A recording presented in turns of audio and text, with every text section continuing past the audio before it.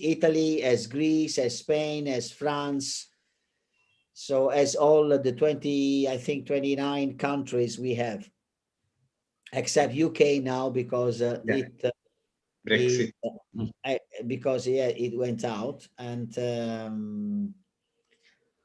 so basically we are facing financial issues, but it is the time to reflect on a different healthcare system, because I mean, this is the time to think of a future, because we don't know if we have to be. Now we were not ready, but now we know, and now we have to be ready if there is another situation similar to this one. It is just the same when we deal with the mass disasters, no?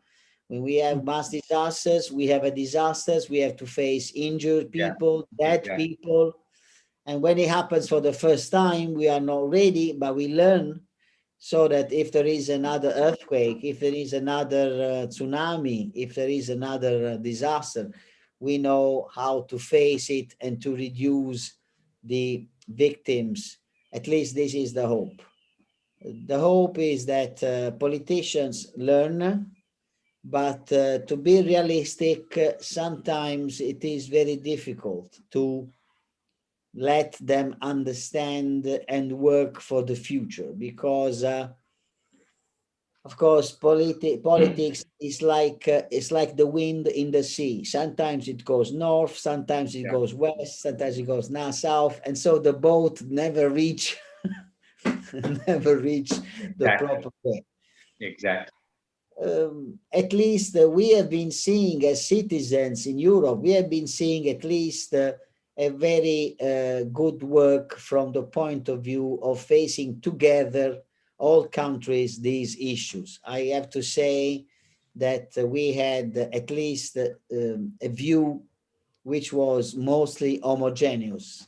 It was not homogeneous on the COVID itself, simply because we didn't know much about the virus. So we were learning every month, and unfortunately we are the experiment of this vaccine, because the vaccine is being created so quickly that we are actually this time we are trying this. But anyway, it seems to work.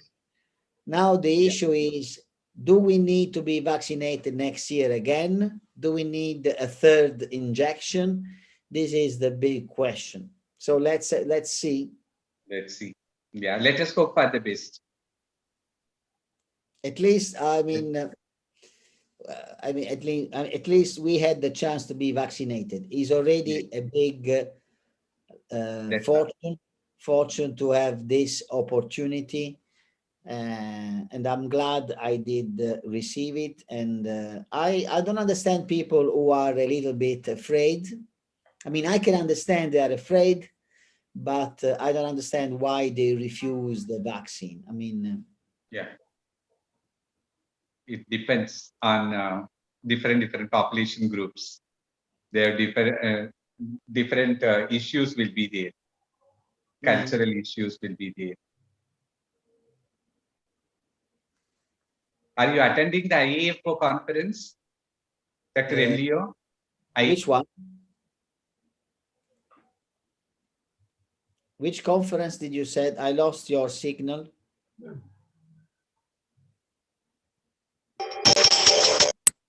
IAFO. Yes, of course, because we are, as you probably have seen, we are organizing a symposium on the same during that week. We have an agreement with the IFO, and we will organize under the organization of the Association Forensic Odontology for Human Rights, in which I am currently the president. We are organizing on the 23rd and 24th of September our first e-symposium, because it will be online too. And we are working in partnership with the Indian Association of Forensic Odontology, because we are exchanging knowledge, but also speakers, because we will have a workshop organized for them. They will be involved in our program, so that practically it will be a very rich week, because we are not having the symposium on the same days, because of course we would like colleagues to be able to attend the both events, so that all efforts are respected, and also colleagues have the chance to have a double event on the same time. And I'm very happy for this collaboration, because India seems to be so proactive in the forensics development, and specifically in forensic odontology too. I'm so happy, being an odontologist, to be involved and to work with you as a country.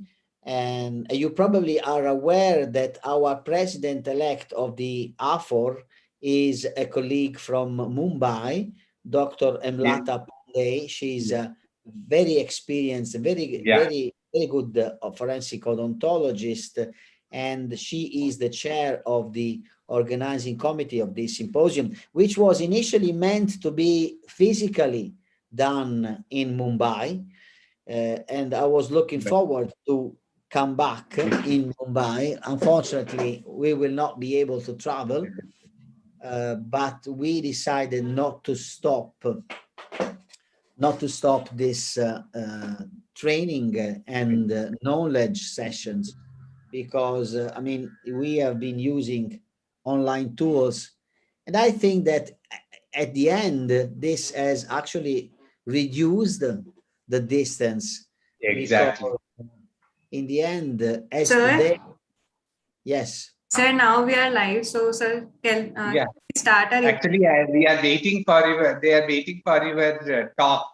So yes, sir. They are very hesitantly interfering. Sorry to interrupt. Okay. So, sir, Dr. yeah. Okay. So let's start.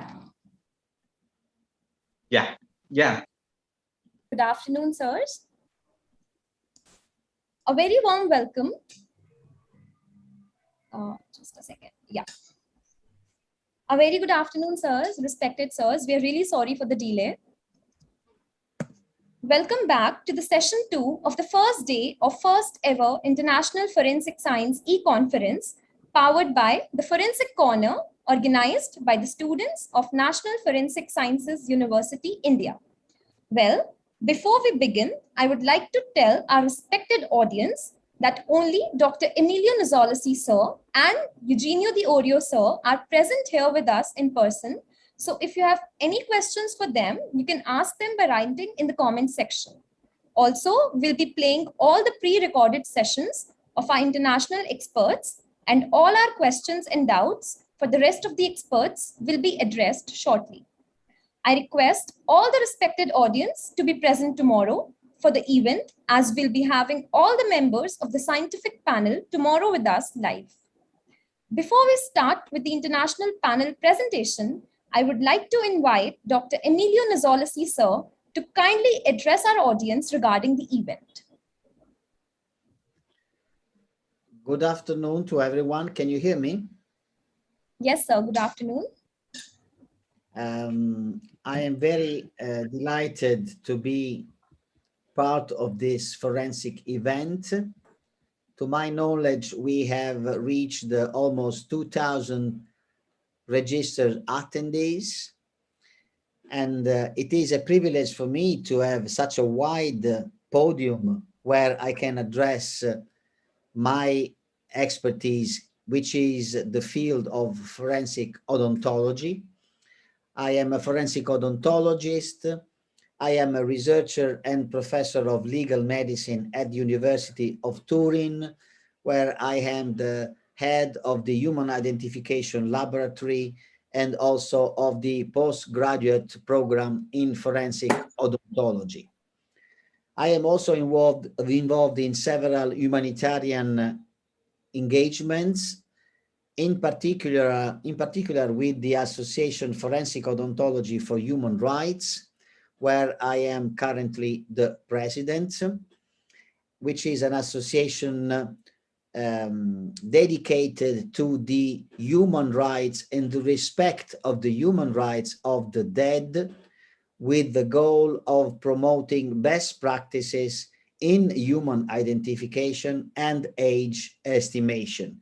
Both these aspects require or should always involve the experts in forensic odontology, together with, of course, other experts in forensic pathology and anthropology. Here I am part of this program. I'm ready to answer to your questions. I will attend this session with you, hoping that you enjoy what we are proposing to you. Of course, the time is not enough to share all the themes and topics that we would like to share with you. It is an overview of this discipline, so be ready to continue following the Forensic Corner initiatives.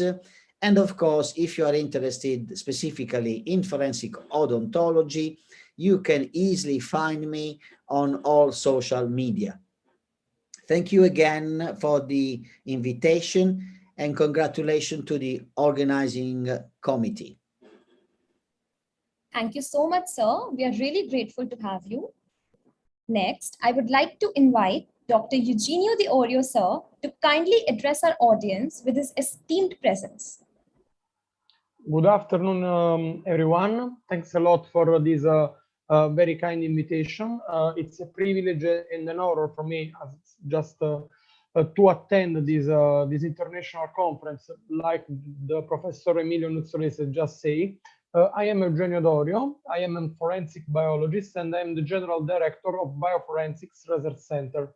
Actually, at my department, we are working on development of new protocols and methodologies in order to make the identification of latent biological stains on different situation, conditions, or maybe also we want to work on protocols that can make much more accurate the forensic works that normally we perform in our lab, in these preliminary steps that of course then will involve also the DNA analysis.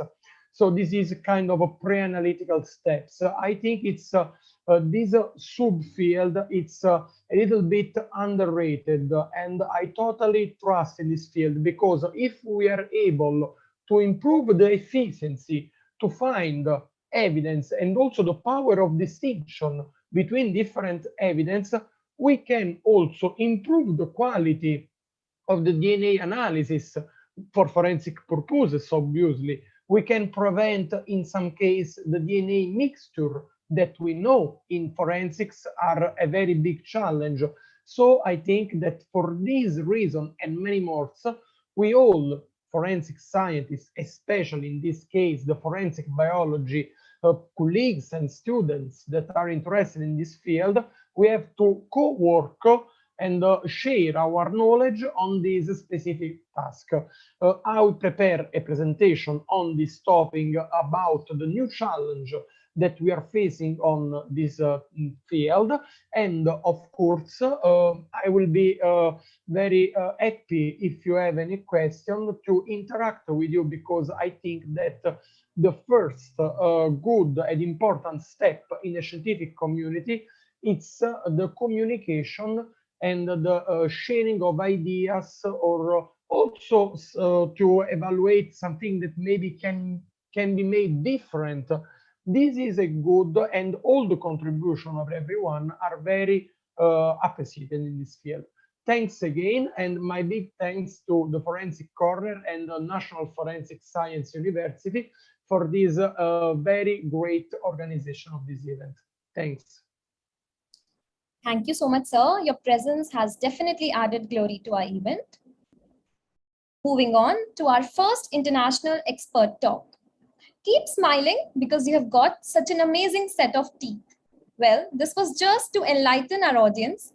So, the point is forensic odontology. It is a field that can identify a person from his excavations too. Ladies and gentlemen, may I now extend my heartfelt gratitude for welcoming a great and a knowledgeable speaker, Dr. Emilio Nizolasi, sir, who is a forensic odontologist, researcher, and professor in legal medicine at University of Turin, Italy. He is also the head of Human Identification and Forensic Odontology Laboratory at the Medico Legal Institute of Turin. He has served as an expert witness in civil and penal court for dental disputes and professional liabilities. He is a human rights activist and has been participating odontologist in the Interpol DVI Forensic Odontology Sub-Working Group since 2010. He is the president and founder of the Civil Protection Association Dental Team DVI Europe and co-founder and current president of the Association Forensic Odontology of the Human Rights, AFHO4. It will be my honor to invite Dr. Emilio Nizolasi, sir, for his valuable talk titled Forensic Odontology, Goals and Trends in Identification. Over to you, sir. Thank you. Good morning and good afternoon. I am Emilio Nizolasi, forensic odontologist, researcher and professor of legal medicine at University of Turin in the north of Italy. Allow me, first of all, to thank Prasant Singh and the rest of the team of the Forensic Corner for allowing me to be one of the speakers at this first International Forensic Science Conference 2021 with the purpose of empowering forensic sciences. In order to complete the program, forensic odontology was, of course, a topic that had to be added inside the program. And I'm happy to be here and represent this discipline. I will share with you a topic related to forensic odontology, but specifically to human identification with goals and trends in identity. This presentation will present some pictures related to human remains, which have been strictly cropped for the purpose of this conference and for the didactic purpose of this conference. Please do not take any pictures or screenshots of what will be shown. I've been reducing the picture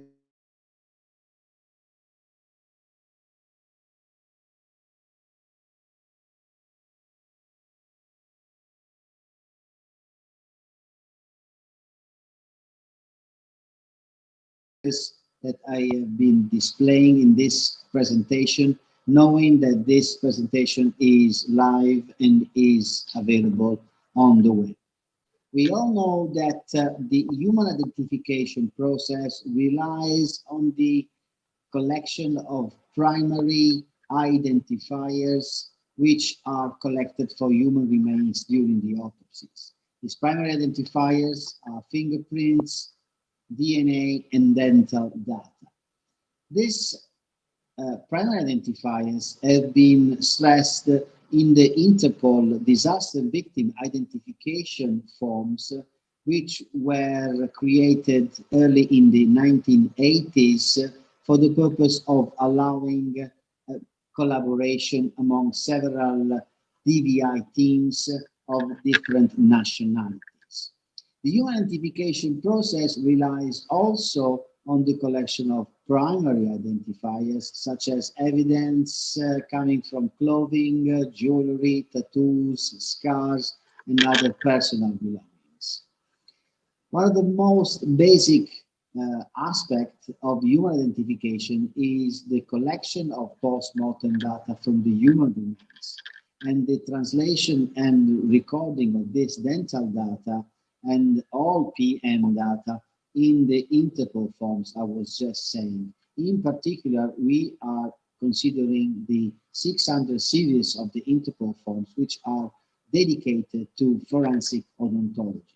The most interesting aspect for those who are not so experienced in DVI is the odontogram, which is shown in this slide, which is a visual way of collecting the dental data from the human remains, not only the teeth which are present, restored, or absent, but also we describe specifically the position of the restoration so that it is easier to compare with the antemortem information. This odontogram is similar to the dental formula that we are used to check and record of a living patient.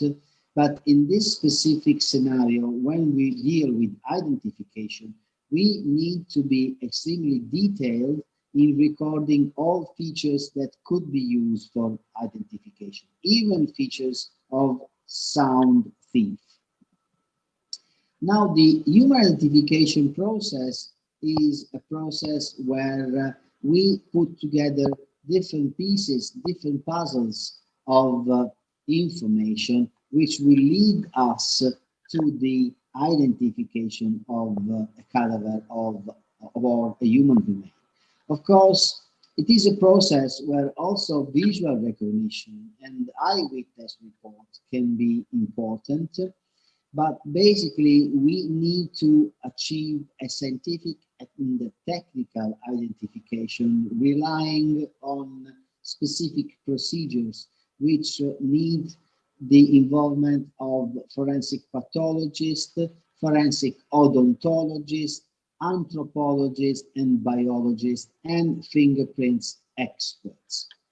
The visual recognition is a technique that it can be applied in some cases, but it is advisable not to rely only on visual recognition. First of all, because we are working on human remains with several decomposition status. We can work on skeletonized or carbonized or fragmented human remains. So cadavers where facial features cannot be seen as if the person was alive.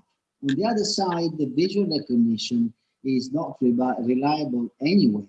In this picture, you can see the images of faces that you can observe, go visiting the website thispersondoesnotexist.com. All these faces that are shown here are of people that do not exist. They do not live, they are the result of artificial intelligence. And as you can see, visual recognition is something that cannot be trusted on a specific forensic environment. So what are the goals of identification? The goals of identification, first of all, should be the application of best standards in human identification. This means respecting the recommendations that are proposed by Interpol and can be read in all international literature in the field of forensics. This means fingerprints, DNA, and dental data to achieve an identification. One can apply one of these primary identifiers, but of course we can apply all of them, or we can combine one or two or three primary identifiers with secondary identifiers. The purpose is to collect as much as possible information, to collect identifying information that can be then used for the identification process, which is not only the collection of post-mortem data, but is also the collection of ante-mortem data of the missing persons, and then the comparison and reconciliation of these data. The other goal of human identification is to reduce as much as possible the time required for a human identification. And this is the reason why forensic odontology is so important, because not only is a cheap method in the collection of dental and post-mortem data for identification purposes, but it can be extremely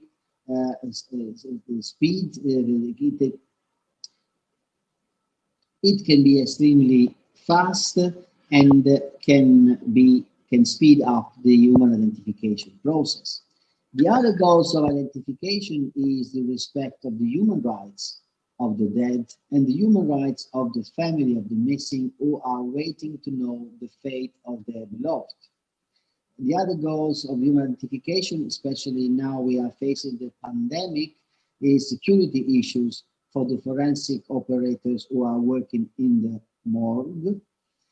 The other goals is also the international collaboration among all experts of different nationalities, because DBI scenarios, but also victims of other crimes like terroristic attacks, but also people who are recovered and human remains who are recovered in a country cannot necessarily be of that nationality. So the international collaboration between agencies, but also experts in forensics, is utmost important and could be even pivotal in the specific identification autopsies. The other goal should be to collect all the post-mortem identifying data from the human remains during that moment, during that process, during the autopsy, and avoid to have to exhume in the future the human remains again to collect that post-mortem data that we should have collected already before. So the ideal process is the process of not having to exhume in the future the human remains to collect the data that we should have already collected on the previous occasion. The trend in the human identification related to forensic odontology is that we are observing the increase in the forensic odontologists, in the number of dentists that are trained in forensic odontology. We are arriving to an era when all health and dental data will be recorded on the electronic health record, and this will enhance the collection of antemortem health and dental data from the missing people. The other trend is the teleconsultation in medicine and the teleconsultation also in forensics, for forensic teleconsultation, and also a remote dental autopsy, which I will show you later on during this presentation. And finally, the other trend is the pro bono services of experts in forensic odontology and forensics in general, who offer their services for free within the field of humanitarian forensics. So a dental autopsy is the collection of post-mortem data which can be used to achieve a positive identification and is also used to achieve a preliminary biological profile of the human remains, what we are also calling dental biography or odontobiography. This is the list of the procedures that we perform during the collection of post-mortem dental data. We examine jaws, we take oral photographs, we may take impressions of jaws, we take mouth radiographs, periapical X-rays of the jaws using portable X-ray devices. We can take specimen either of a tooth or a dental material found in the jaws, and we may also have to go on the site where the human remains are found in order to collect any other human remains. After we do the post-mortem collection on the human remains, we have to do several forensic evaluations, which could be even to reassemble jaws and teeth. Then we perform the age estimation using dental methods, and then we achieve the biological profile, which is a generic profile of the unidentified human remains, which will narrow the search within the list of the missing persons, which means sex, ethnical origin, socio-economical status, and even geographical origins.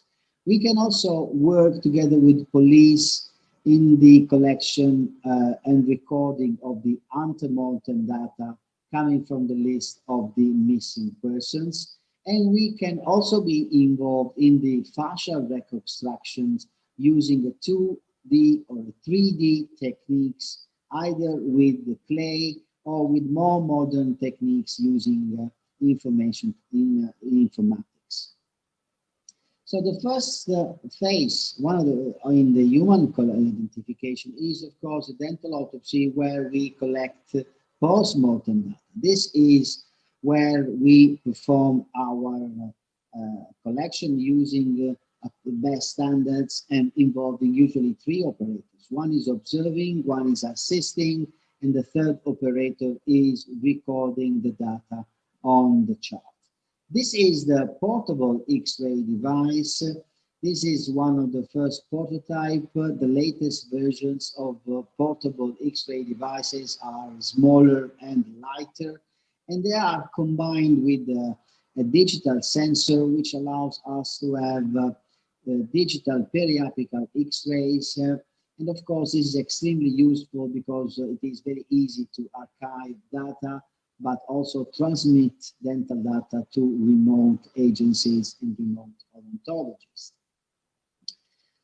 We also rely on the use of UV lights when we observe human remains, because we all are aware that adhesive dentistry and aesthetic dentistry is using resin composite, and these resin composites sometimes could not be observed if we are not using UV lights. You can see here that by using the UV light, the resin composite becomes extremely visible, and for the purpose of not forgetting any data from the human remains we are observing, it is advisable to use a specific UV light to enhance the vision of resin composite on all teeth that we are observing.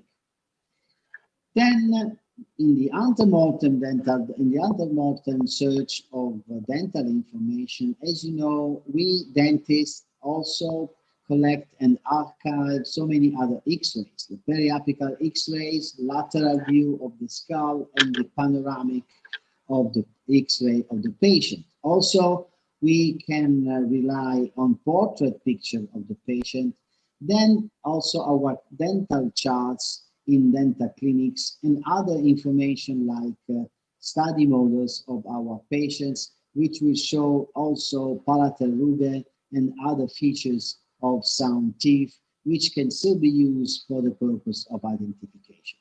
The antemortem collection of data is using, of course, again, the Interpol form, which is conventionally in yellow, and we will have the same odontogram as we have in the post-mortem data.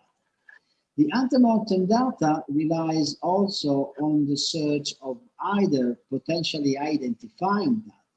For example, of course, not only the dental charts of the clinics, but also personal belongings, scars, tattoos, dental piercing, and other features that we can obtain either from colleagues, but also from the information that we can collect from the families. Even a simple portrait pictures can give us a lot of information related to the dental feature of the person we are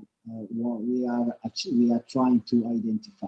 One of the most difficult aspects within the search and translation of antemortem data is when we collect dental charts from the curing dentists that the patients was attending in the past.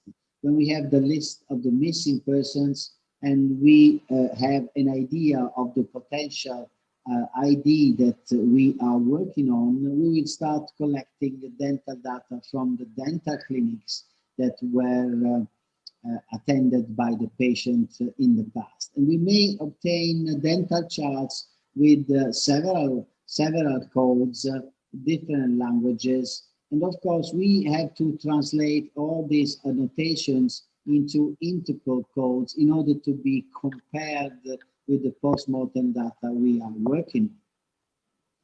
Of course, jewelries, earrings, personal belongings, scars, clothing can be very useful inside the process of human identification, even if they are considered secondary identifiers, like medical findings and other prosthetics that we can find on the human remains. Here you can see, for example, the various piercing, from the tooth piercing to the tongue piercing, which can be observed simply by collecting picture of the missing persons, because this piercing may be found on selfie pictures on social media of the profile of the missing person.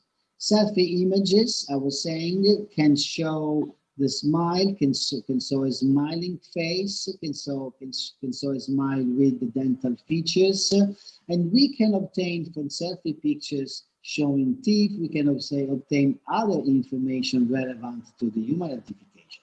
To this end, I created some years ago an app which is called Selfie Forensic ID app, which is a free app you can download on the Android and Apple Store for the purpose of widening the selfie pictures showing a smile within social networks like Tumblr and Twitter. And then in terms of trend, we are arriving to the stage where we need to start working also using teleconsultation, live streaming technique, and 2D and 3D recording of jaws and teeth.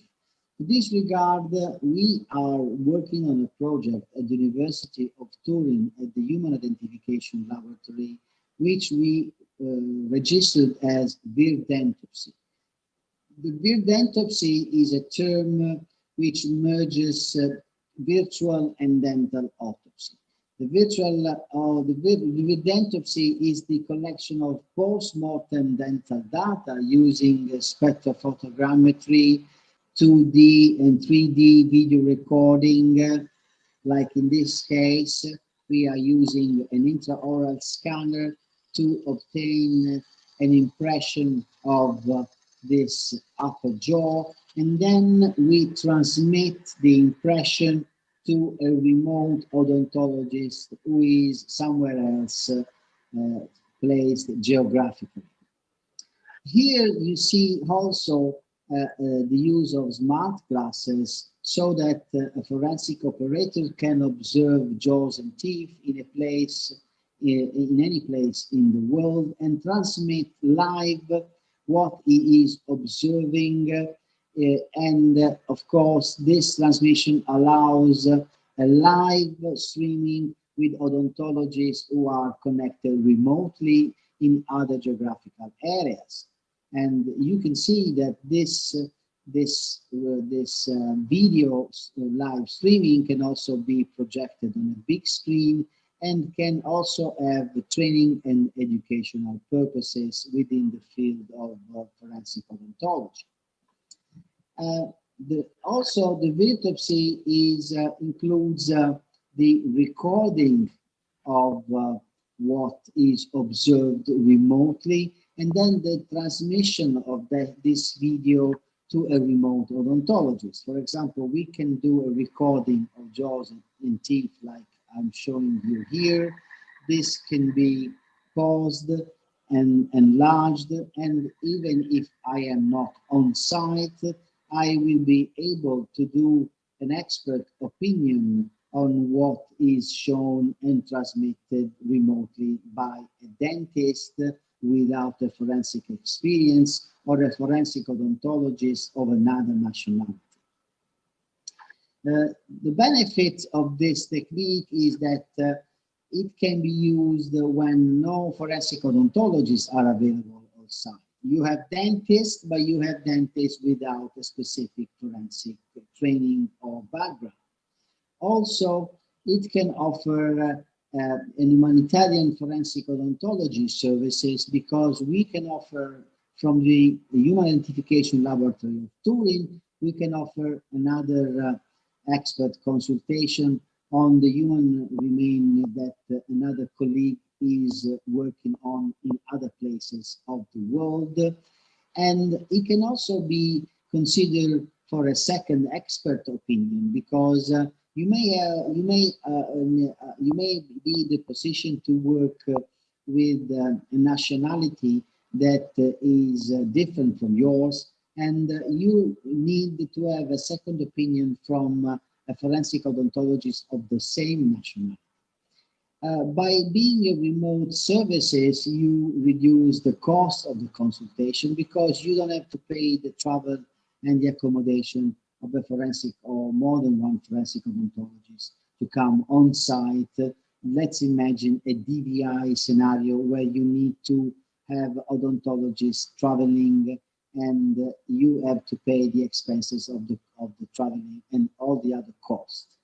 Also, the autopsy can speed up the human identification process, because it will complete the collection of post-mortem data by having also a forensic odontological evaluation of the dental data collected by an expert in forensic odontology.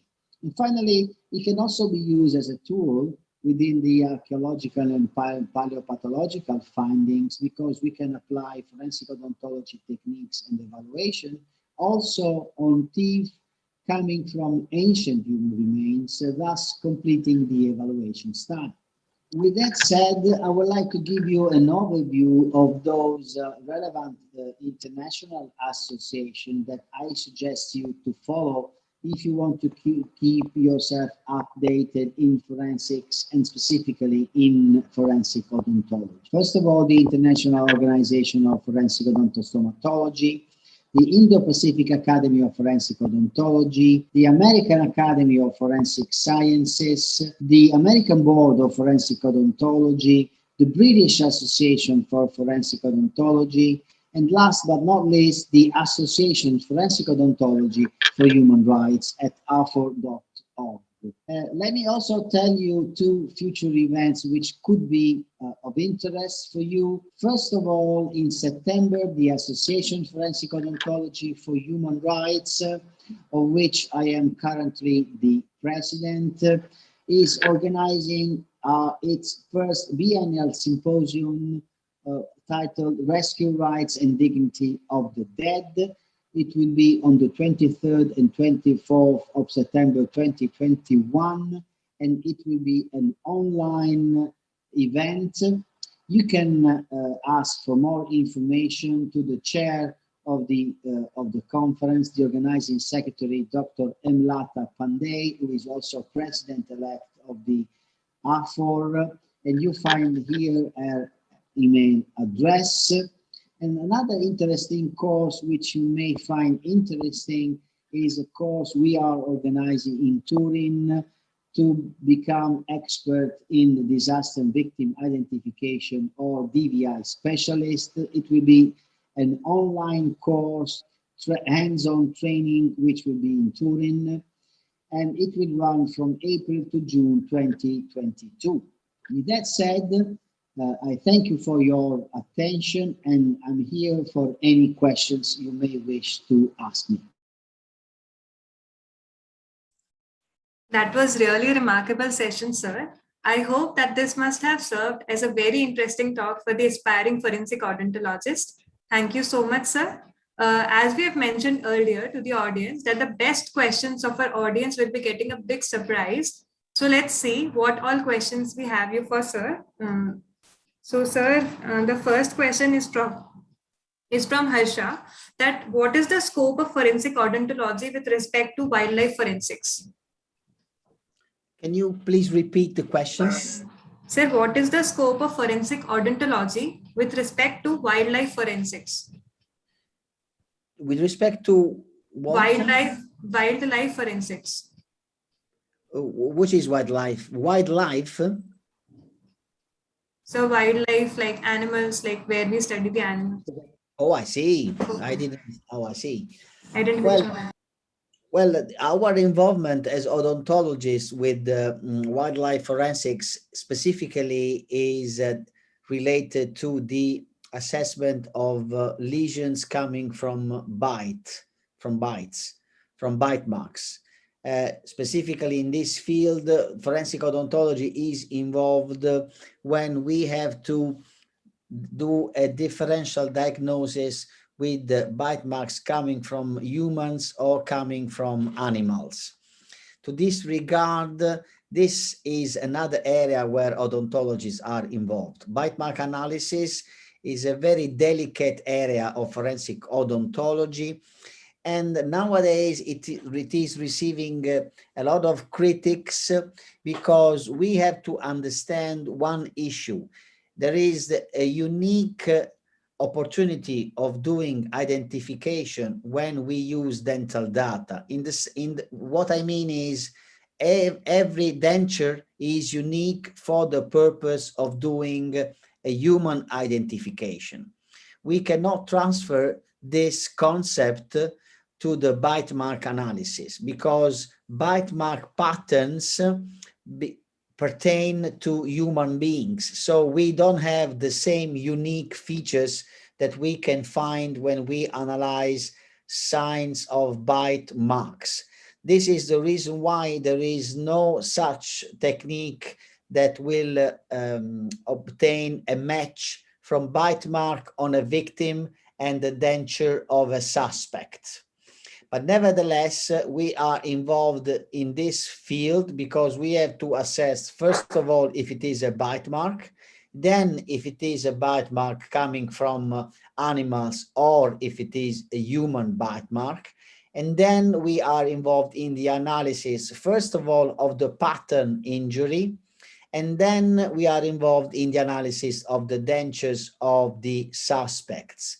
And eventually we can be involved in what is one of the most used process within forensic investigation, which is the exclusion criteria. In this field, we are not using bite marks to assess the perpetrator. We are using bite mark analysis to exclude the people, the suspects who are not compatible. This is the best way of applying nowadays bite mark analysis. Of course, there could be some specific cases where bite marks will have characteristics, features of the teeth, which will allow a more assessment, but this is of course case specific. If you want to give a lesson on bite mark analysis, if you want to respect the criteria of best practice especially within the penal cases investigations, we have to be extremely prudent in doing bite mark analysis and leave this assessment to very experienced forensic odontology, because as every other pattern analysis, there is a lot of subjectivity in the interpretation and evaluation of evidence. Okay, sir. I hope that this must have addressed the doubt of our audience. The second question is from Sneha, that in case of bite marks, won't the bite marks fade over time? And if the bite marks are incomplete, are they considered as evidence? And can the two bite marks be identical? I'm happy for this second question of bite mark because it allows me to underline that you will never find two bite marks the same. This is one of the limits of this pattern analysis. When we consider the cases that we are learning from judicial systems like the one in USA, where we have learned that there have been several wrong convictions based on bite mark analysis, which were not respecting best standards, it is because there are the limits that the expert witness need to know when working within a judicial system. This is why every forensic expert should not only be expert in that specific field, but should also be aware of the juridic and law responsibility within the system where he is offering the expert opinion. One thing is to work as a researcher. One thing is to work as an expert witness in court. In India, you have a legal system which is completely different from the legal system we have in Italy. And it is different in USA as it is different in UK as any other country. So when I work as an expert witness in court, not I am offering my expertise, okay, which is forensic odontology in my case, but I must be aware of my role and responsibility when I am working for the judicial system, because there is the scientific evidence, but there is the judicial evidence. And evidence is incorporated within a penal investigation. This is the reason why, especially in the field of pattern injury analysis, like bite marks, we need to be extremely prudent. No one can be matched from a bite mark evidence with a denture. There is no such a comparison that can achieve a match. There will never be a match because there are so many variables within the characteristics of a bite mark that will never allow a match. We want to find the compatible suspects, and then we want to exclude the suspects who are not compatible. So at the final stage of an assessment of a bite mark, we are not looking for matches. We are looking for compatible dentures among several suspects and not just one suspect. And then we are also applying, as I said, the exclusion criteria. So even partial bite marks, as the question was addressing, could be used because, of course, we may find some class characteristics which are found among the suspects. The issue here is never compare a bite mark with one unique suspect, because when we find a bite mark and it is a human bite mark, this means that it could be compatible for every adult human being, because we have, as human beings, we have a species characteristics. We have an intercanine distance between 25 and 43 millimeters, which means that if we find a bite mark given to attack somebody or to kill somebody within a violence attack, we will find characteristics which belong to any adult, because we are all humans and we have, from this point of view, very similar characteristics. On the other hand, we may have some class characteristics. Let's imagine some rotations of teeth. Let's imagine distema between teeth, which could be represented in the pattern. But again, no matches can ever be applied, because if I try to do myself a bite mark on a person on 20 different areas of a body, I would find 20 different patterns, because one thing is the gluteus, the arm, the neck, and other areas. Each time I will have a different pattern. What I'm looking for here are some class characteristics which will help the expert to do a compatible or exclusion criteria. And for the same reason, it is always advisable to ask for a second expert opinion, so that you reduce the subjectivity and the bias. Thank you so much, sir. One last question we would like to ask, then we will further proceed. So the last question is from Prerna Katoch. That does the virtual autopsy is as useful as the real one? Sorry? Sir, the virtual autopsy is as useful as the real one? It is useful, yes. The answer is yes, because if you consider being on site, what you do during a live autopsy, a live dental autopsy, is you observe and you record what you are looking. You look for jaws, you look and observe teeth, you take pictures, and what you do is observing. Nowadays we have so strong tools with so high definition, and of course in time this will improve even more, that what we are observing live, physically present, or what we could observe live but not physically present because we are in streaming, it would be the same. This means that if we preview what is the future, we have to start considering also teleconsultation as an extreme valuable tool, which allows me, even if I am remotely somewhere else in the world, to observe and record as if I am on site.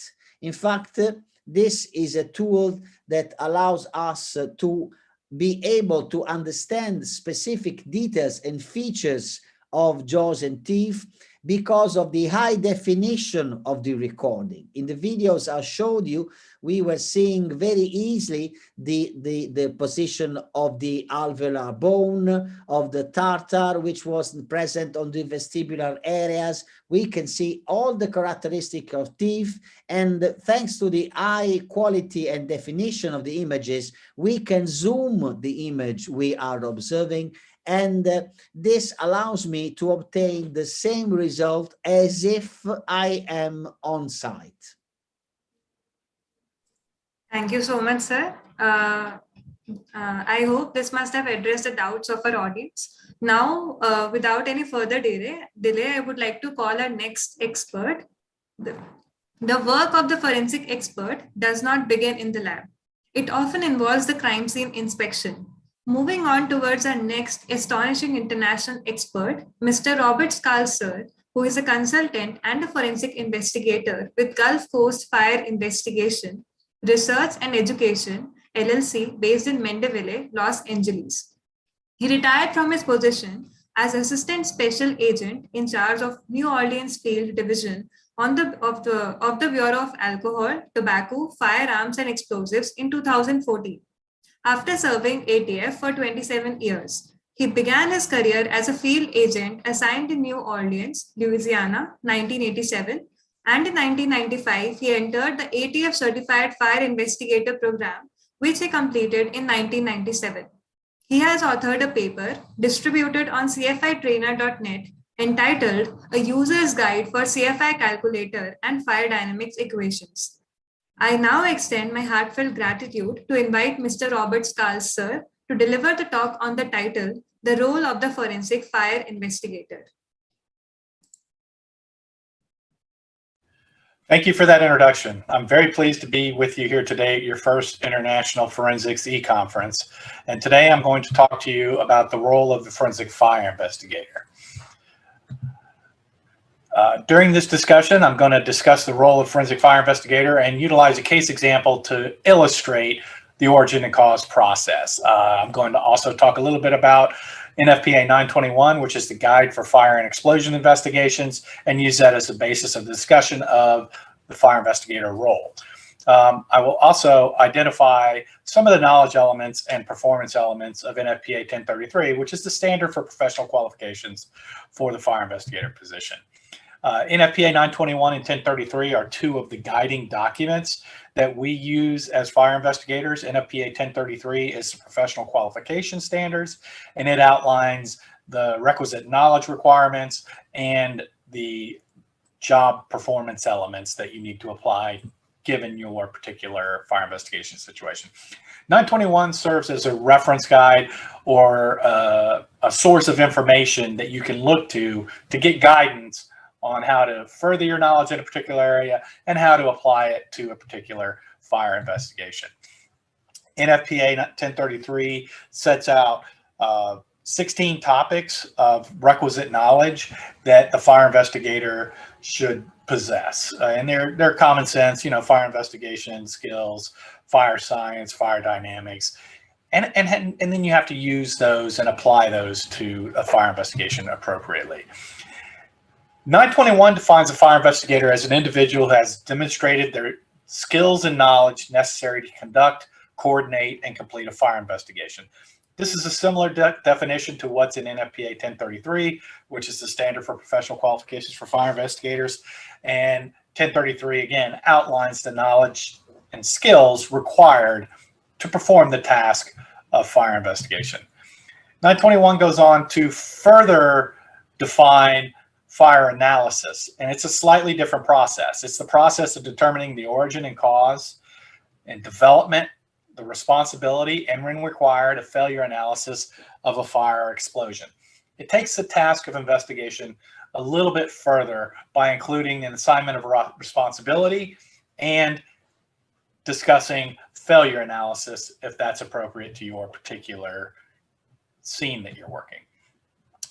As fire investigators, just like other forensic disciplines, we use the scientific method. And the scientific method is a systematic approach to problem solving, and it provides a proper framework for reaching sound, reasonable conclusions. It's not rocket science, it's not complex. We use it in solving everyday problems. We gather information, we analyze it, we ultimately use that information to make an informed decision. In using the scientific method, first we define the problem. In fire investigation, that is, you have a fire that you need to determine the origin and cause. You need to figure out what happened. So that's our problem. Then we start collecting or gathering information.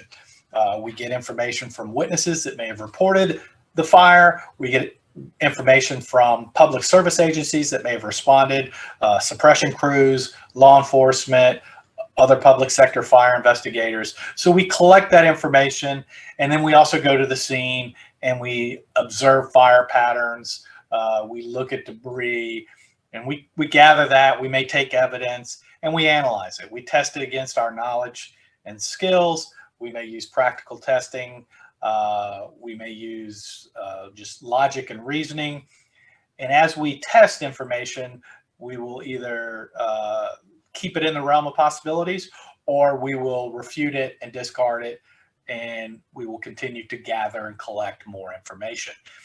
Ultimately, we are hoping that we can cull down our information and our list of hypotheses to one reasonable hypothesis that will then serve as our conclusion. So during the analysis phase, again, we're going to collect information.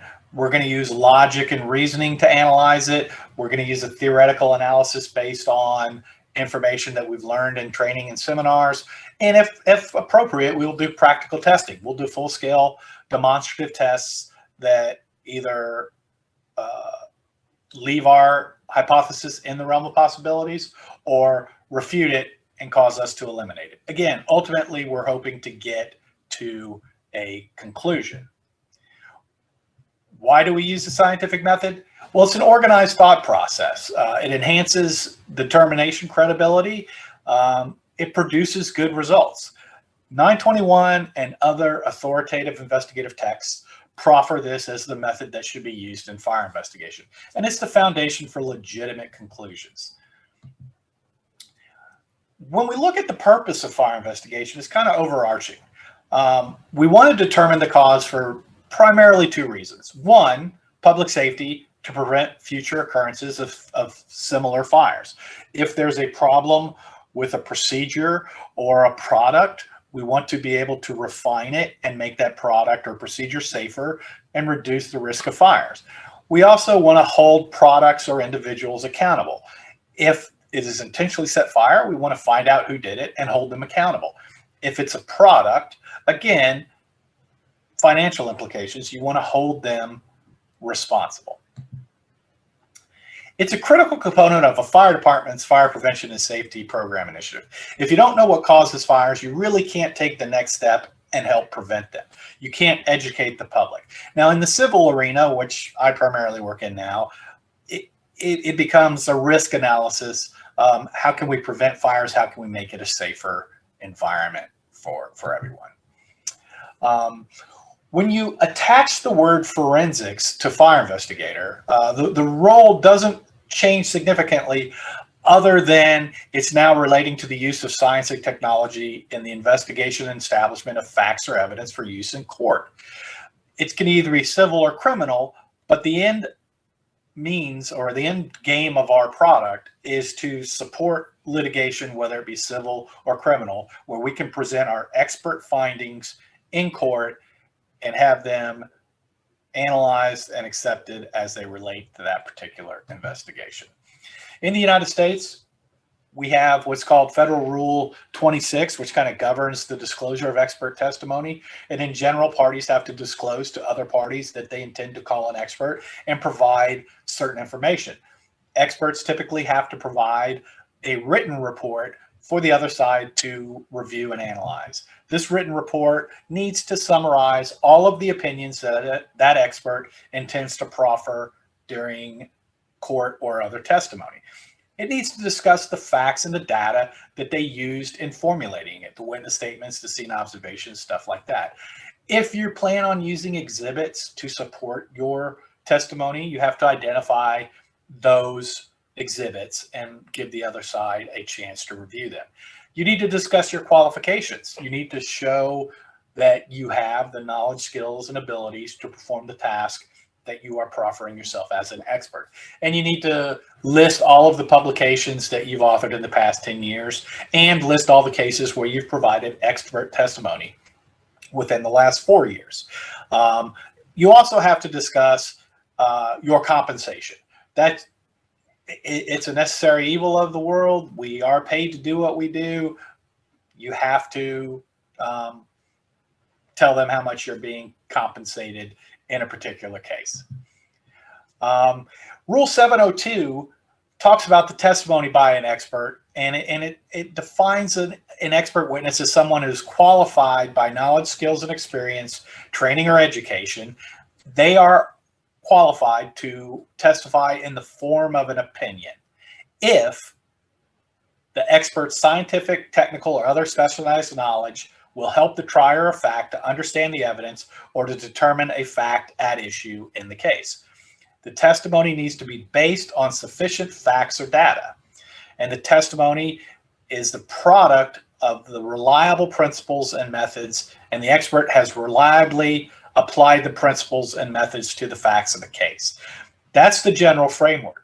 Now, the courts have used this language in a landmark decision here in the United States called the Dalbert Decision, and it established the Dalbert factors for judges to use and consider when evaluating if an expert can testify. And while I'm talking about fire investigators, this is applied to all experts. So the judge is supposed to analyze whether the theory or technique in question can be or has been tested, whether it has been subjected to peer review and publication, what is the known or potential error rate, what is the existence or maintenance of standards controlling its operation, and whether it has attracted widespread acceptance within a relevant scientific community.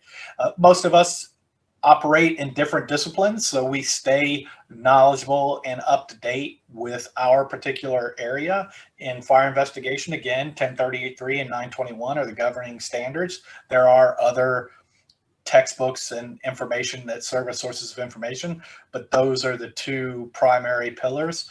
Fire investigation is not like forensic chemistry, for instance, or something else where it's more analytical. This is more of an applied science. So the known or potential rate of error is not really quantified per se.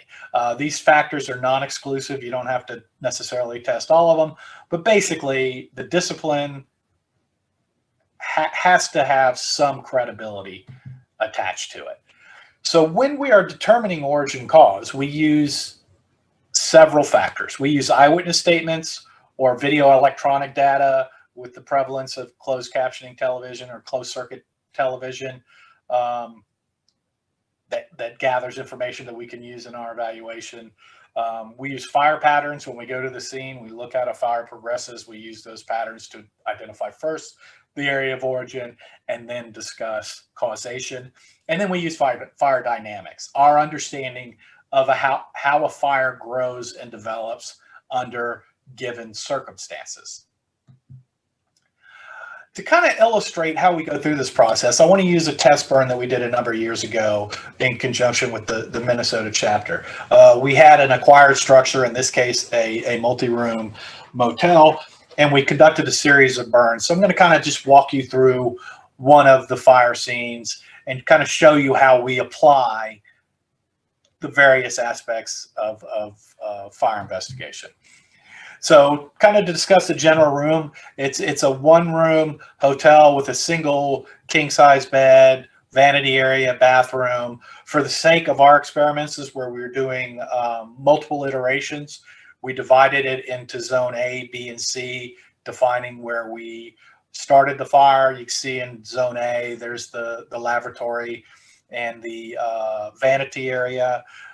Zone B has the bed, and the armoire or TV cabinet, and zone C has a little settee or sitting area. We also had this room equipped with monitoring equipment. We had a number of thermocouple trees that captured temperature measurements. We had a smoke detector that we could monitor when it actually alarmed. And we had some heat flux gauges that were measuring heat flux received at the floor level during the duration of the fire. So you can see that the room is set up just as a normal room and furnishings. The bed had typical bed clothing. We had it fully operational. All the electrical system was working. We kept the door closed for the first minute of the fire, then we opened it to allow entrainment of air to support the fire growth and development. We had a number of little target fuels in the area to kind of see how the heat transfer affected those particular areas as we went through. The room that I'm going to show you in a minute kind of mirrors this, but for all intents and purposes, it is the similar setup. So standard furnishings, polyurethane stuffed chairs, window dressings, typical United States hotel type room. So this room 1, was our 10th burn, and we started the fire in location B, and we let it go a little bit post flashover to kind of see how going post flashover affects patterns and how it affects our ability to determine origin and cause. So looking at it from the outside, we would kind of make visual observations of where the fire vented from the compartment, where the hot smoke and gases were exiting the structure, and where sources of air entrainment, pulling air into the fire, where was the fire getting its oxygen to survive. So here we can see it vented through the window, it vented through the door, the lower regions of the door on the exterior undamaged were getting cool air sucked in through the door through the lower portions of that opening. When we enter the structure, we start analyzing the furnishings. We would start looking at the depth of char on the wood framing. We would compare the damage on this chair next to the door to this chair further into the room, and then start comparing it to other items of furnishings in the room too.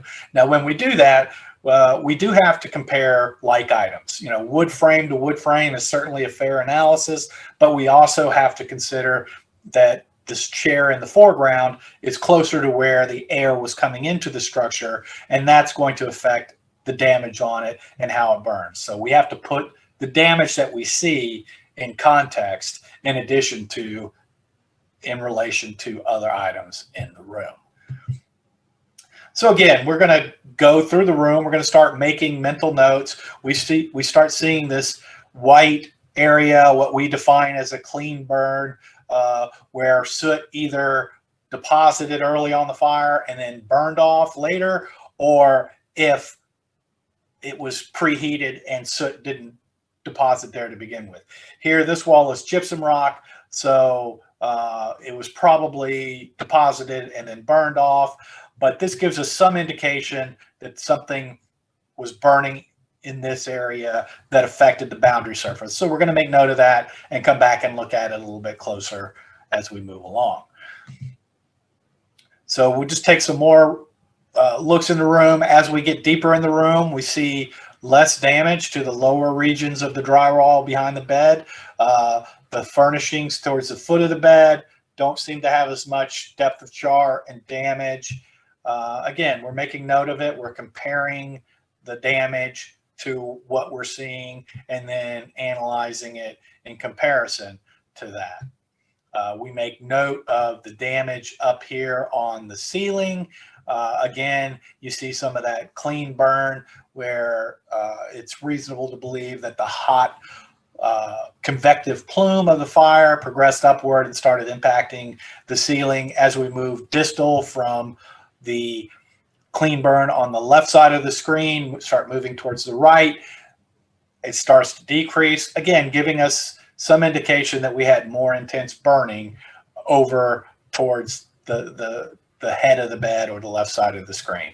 Again, this is just another look at the ceiling area. Taking a 360-degree, again, we see a clean burn over here by this television cabinet or wardrobe, which again, the clean burns do mean something to us, but we have to put it in context. In this case, this is right by the doorway to the outside and where air was in training.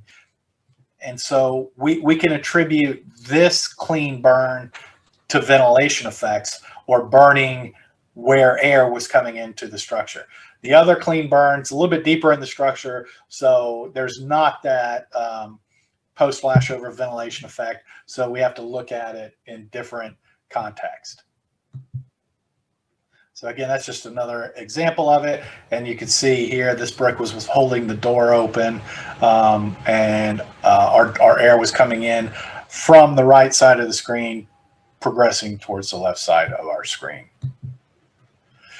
So as we start looking at it again, we start focusing on the bed in this clean burn area, and we start wanting to look at it a little bit more. We're going to compare the left side of the bed to the right side of the bed, the head of the bed to the foot of the bed, trying to cull down and clearly identify our area of origin. So then we can start analyzing for a potential cause. So again, we see this nicely defined clean burn pattern. We see an impact on the headboard that's adhered to the wall, more charring on this side versus the other side, which we'll illustrate a little more clearly in just a second. But we start looking, we start seeing a burned trash can here in the remains. The pattern progresses all the way down to it, giving us some indication that this burning item may be responsible for the thermal impact or the fire pattern that we see on the wall. Again, we start looking, we see that plastic trash can had melted down. As plastic melts, it pools, it ultimately becomes a pool fire and starts releasing its energy. But this clean burn pattern goes almost all the way to the floor. And then we can start looking at the charring on the nightstand in relationship to the bed, and the charring on this side of the nightstand versus the other side of the nightstand, all of it drawing us back to this as a potential area of origin that we would want to conduct additional investigation. So when we look at the headboard, we start to see a little more damage on the side originating at the clean burn pattern and decreasing as we move away towards the wall. And if we zoom in on the headboard a little bit, you start to see that a little more pronounced. We have deeper depth of char over here on the left, decreasing as we move to the right. And that gives us an indication that the left side was exposed to more heat, and it decreased as the fire moved towards the left. Fires need oxygen to burn, and as the fire grows and develops and gets bigger, it's not going to seek oxygen, but it will progress towards the source of air. So initially our fire spreads along this headboard, then it's going to start moving towards the door. So then we start looking at the other side of the bed and we compare this side of damage to the other side.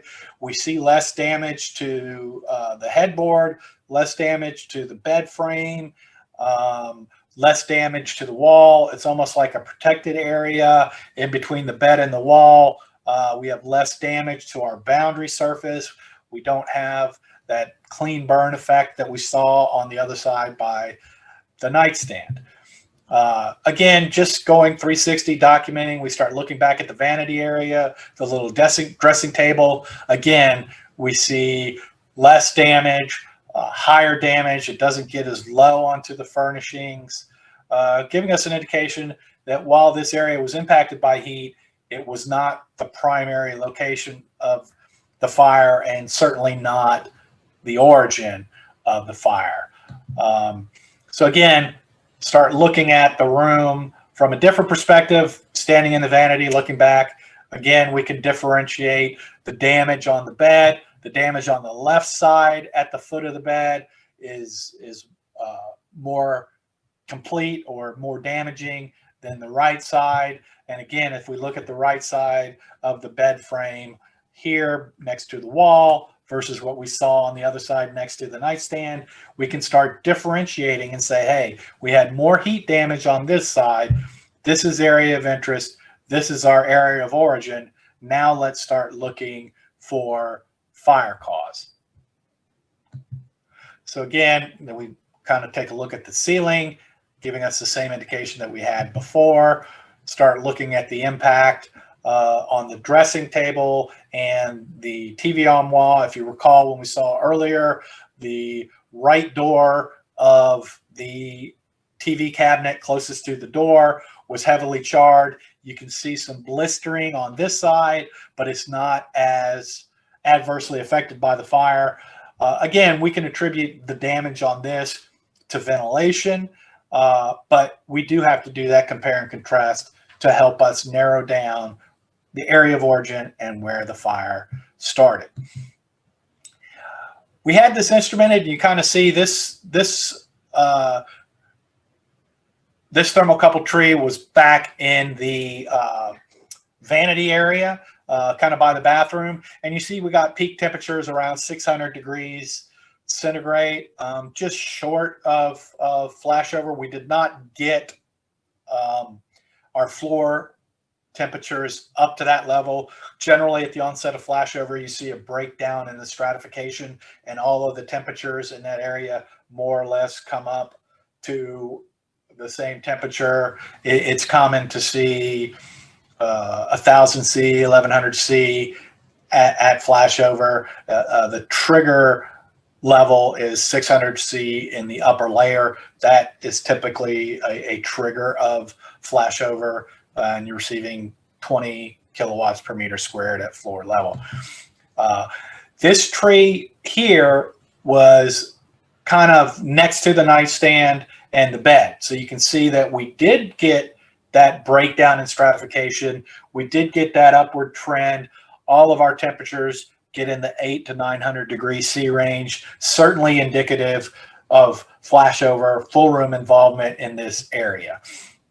And then if we look at our tree closest to the door, again, we get that demarcation, breakdown in stratification where all temperatures more or less reach the same level, 700-800 degrees C. Another indication that we had full involvement, flashover in this section. But we kind of see the fire moving from the bed area towards the doorway. We've used the patterns and analysis to define that nightstand area broadly as our area of interest, as our focus for our origin and cause investigation. We've done the origin and defined it to that nightstand area. Then we would transition to cause and look at what's there and test it and either eliminate it or keep it within the realm of possibility. Again, we had heat flux gauges. You see that the front heat flux gauge, which was by the second thermocouple tree, right by the bed, you see the breakdown in stratification a little bit after the 300-second mark. We start getting above that 20 kilowatts per meter squared, which is the trigger for flashover. and the heat flux gauge that's back in the vanity area by that thermocouple tree, we never really get above 10 kilowatts per meter squared. Certainly untenable, certainly hot, but we use that type of information to say the fire didn't really come from there or spread effectively to there. It spread more effectively towards the point of air entrainment or ventilation. We had an oxygen sensor in this room, and you can kind of see as the fire starts, we're at 21%. As it continues to burn, we gradually decrease. We get down to probably 4 or 5%.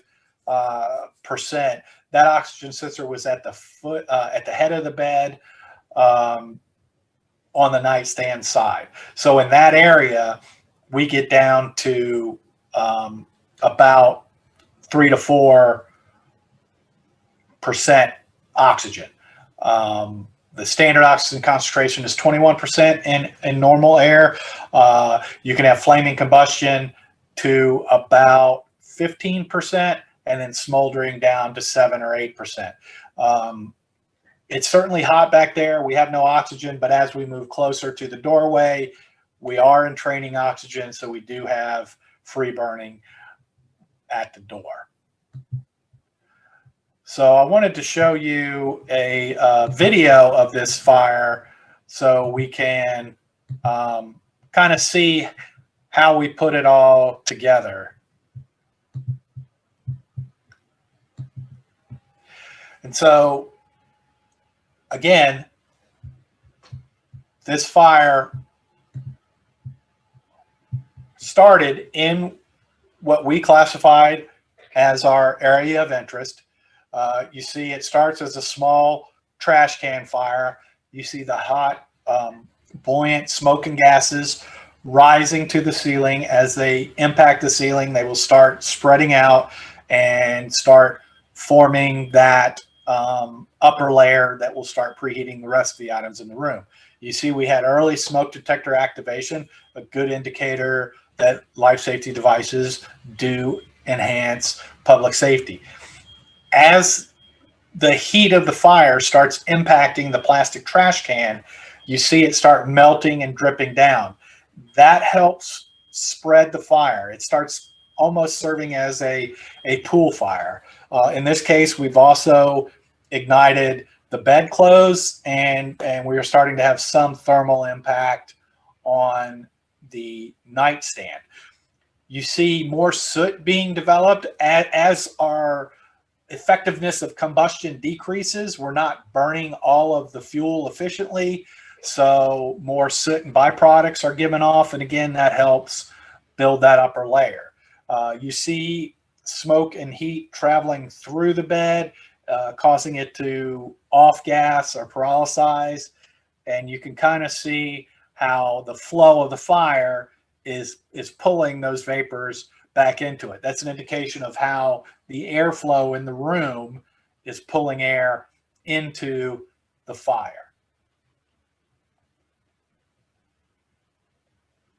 So now we pull away a little bit. You can kind of see that upper layer developing a little bit more. Our fire is moving along the bed.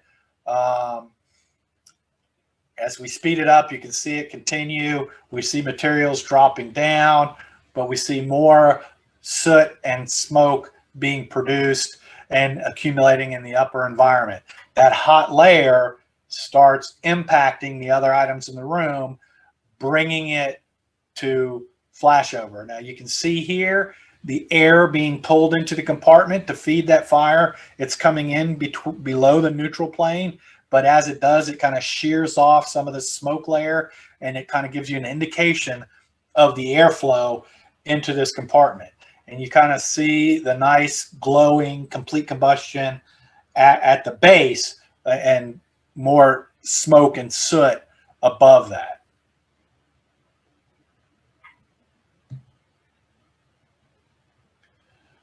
So we continue to move along.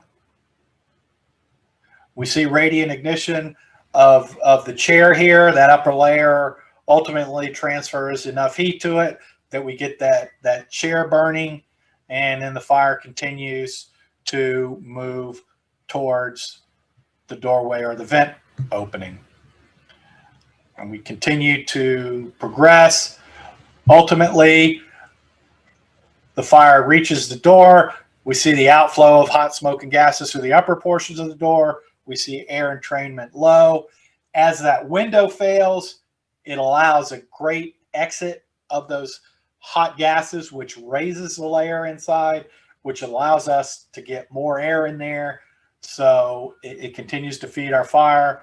And ultimately, we get to flashover. So that's basically the role of the forensic fire investigator. I hope that the illustration of how we go about determining origin and cause was of some value. But again, I greatly appreciate your inviting me to this seminar, and I look forward to working with you in the future. And if you have any questions for me, I'd be happy to answer them as they come. Thank you very much.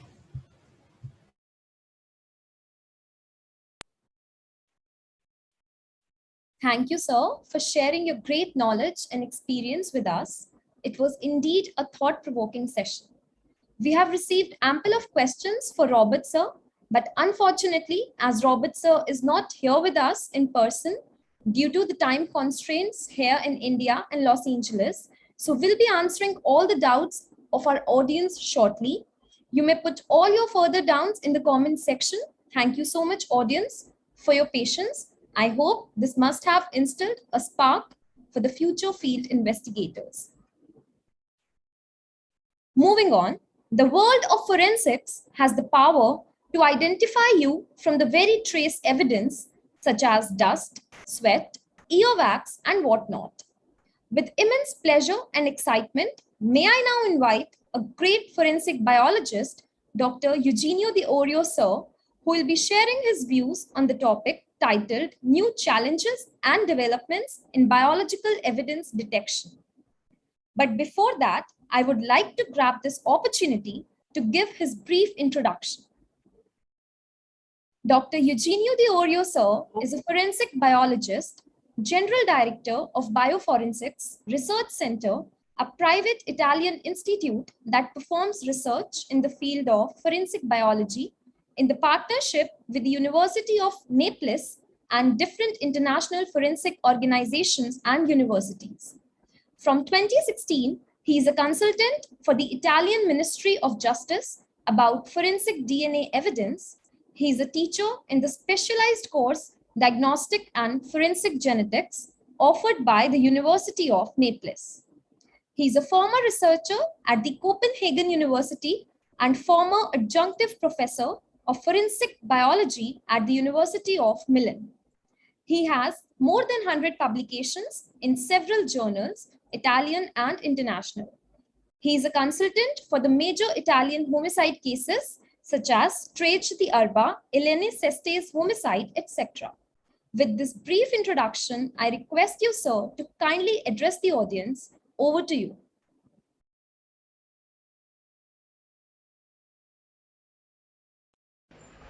Hello everyone, this is Dr. Eugenio Diorioso, General Director at Bioforensics Research Center in Italy.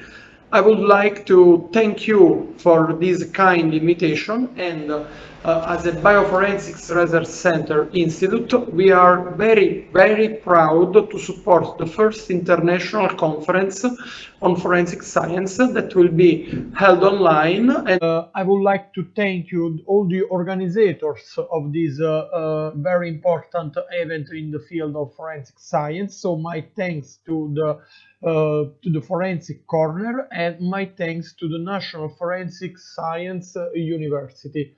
And my presentation of today will be about new challenge and developments that we have in biological evidence detection. First of all, I would like to show you a few points that I really love that you will properly take home. First, I will going to tell you about the relevance of the detection step in the field of forensic investigation. Then we will talk about the necessity of protocols and standardization in order to ensure high quality of work in forensic field. Then we will going to talk about quantification of the accuracy of the biotechnology that actually are used in the field of forensic detection.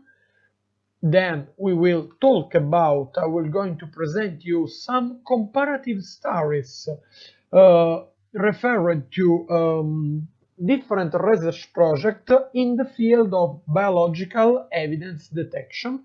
And at the end, I'm going to talk to you about which perspective we can have if we improve this specific field of the forensic science, and how big can be the impact of an improvement in this field in the whole forensic investigation. So let's start. Let's talk about the relevance of the detection in the forensic investigation. All the forensic operators and the forensic science students must know that the detection of the evidence is probably the first crucial point that we handle with in the forensic investigation. We know that this detection activity can be performed by the forensic operators both at crime scene during the crime scene investigation, and also we can perform this in the forensic laboratories. But let's start with a definition of what can be the detection for forensic purposes. Detection is the activity that is conducted by the forensic operators that aims to find different types of evidence that can be useful for the whole investigation. This is the general definition of what is a detection. Then I have to specify that there are different types of evidence detection, because all of us know that the scientific evidence are from different fields of expertise. So we can have detection of biological evidence, we can have detection in the fingerprints area, we can have detection of hair and textile fabrics, we can have toxicological detection, and many more. So, if the detection is performed following high quality standards, the whole investigation will be ensured by a very important numbers of scientific data that potentially can be very useful for the success of the whole forensic investigation. This presentation, as I told you at the beginning, it will be focused on the detection of biological evidence. We will have a focus about technology and methodologies that are currently used in the field of biological evidence detection. We will focus on the actual limits that affects this field of the forensic science, and we will talk about the necessity of the improvements in this field and how these improvements can have a big impact in the forensic investigation. Then I will going to present you a brief about the research activities that we conducted at the Bioforensic Research Center that are totally focused on the biological evidence detection. Let's talk now about the necessity of protocols and standardization. We know that in the scientific community, forensic operators needs to apply the same type of methods in order to get scientific data that are contradistinguished by the replicability and the verificability, because these are scientific background. This is the scientific background. So this is why we need to apply methods that are internationally validated in this field. Let's talk about the field of the detection of biological evidence. Unfortunately, we know that standardization of the methods and protocols are actually an utopia. It does not exist. Why? Actually, there are in this field only guidelines. Guidelines are useful because they give the forensic operators some advice on how is better to act when you are performing biological evidence detection in forensic lab or at crime scene. But unfortunately, guidelines are very general. So this makes true that following guidelines, forensic operators from 2 or more laboratories can potentially investigate the same finding and they can get very different results.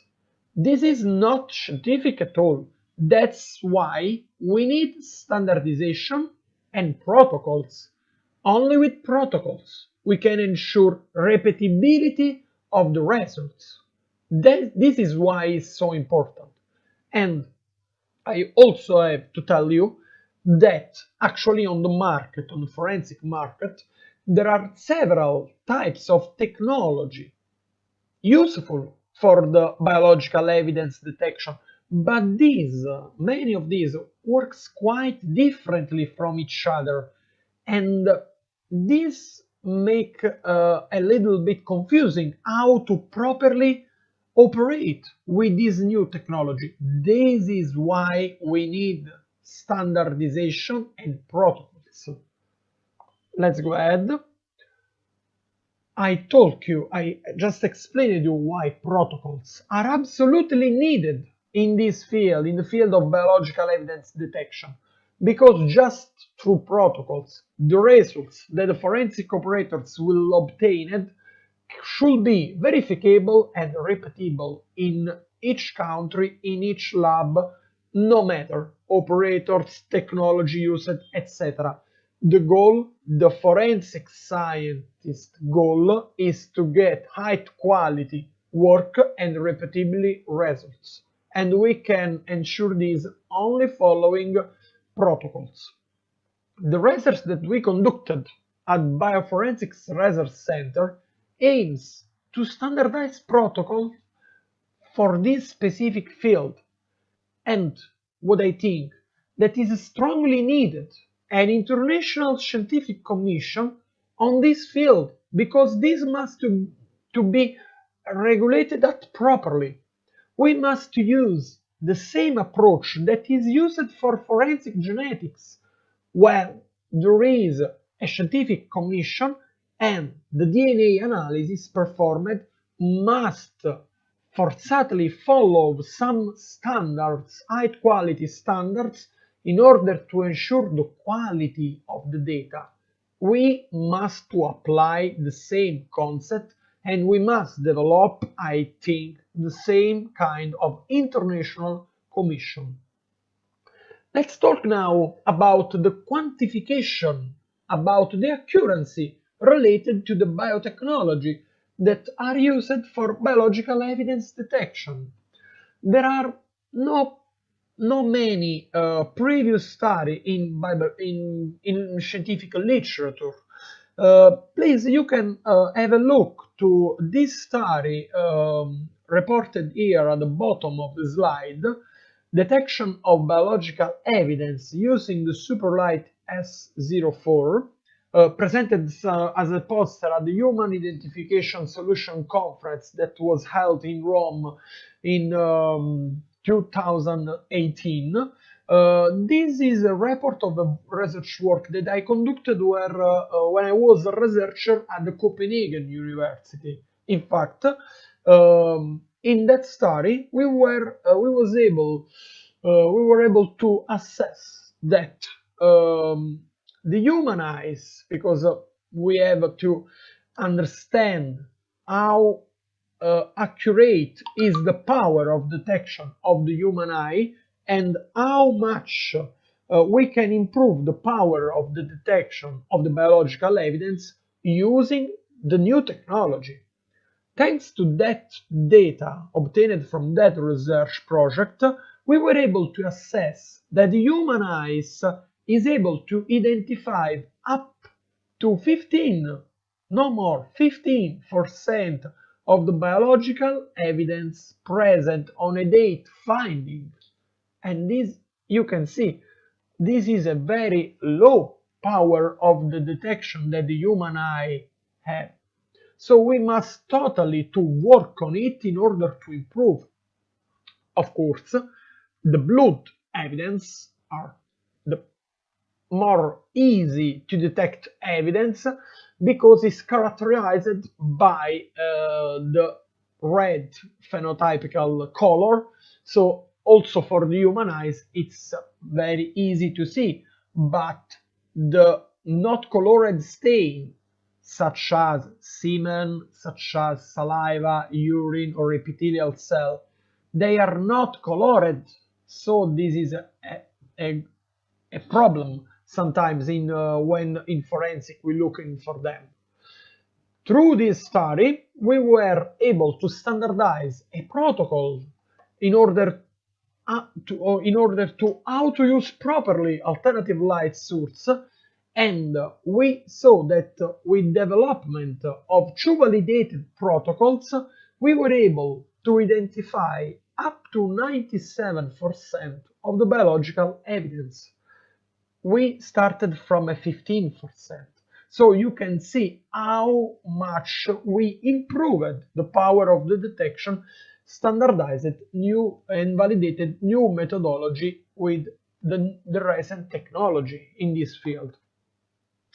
Then let's talk about other different studies that we conducted at Bioforensics Research Center. First of all, I would like to show you this slide because you have to understand that biological evidence can look like quite different from each other because of their molecular and biological composition. For this composition, you can see from this slide that blood evidence, when illuminated from alternative light source, about 400 more or less nanometers, they send back absorbance signal. You can see here, this is a sign of absorbance, and absorbance is a typical sign, phenotypical signs of presence of blood. The same thing doesn't happen for other biological evidence such as the semen, for example, because the semen, when illuminated with alternative light source, it sends back fluorescency. You can see here.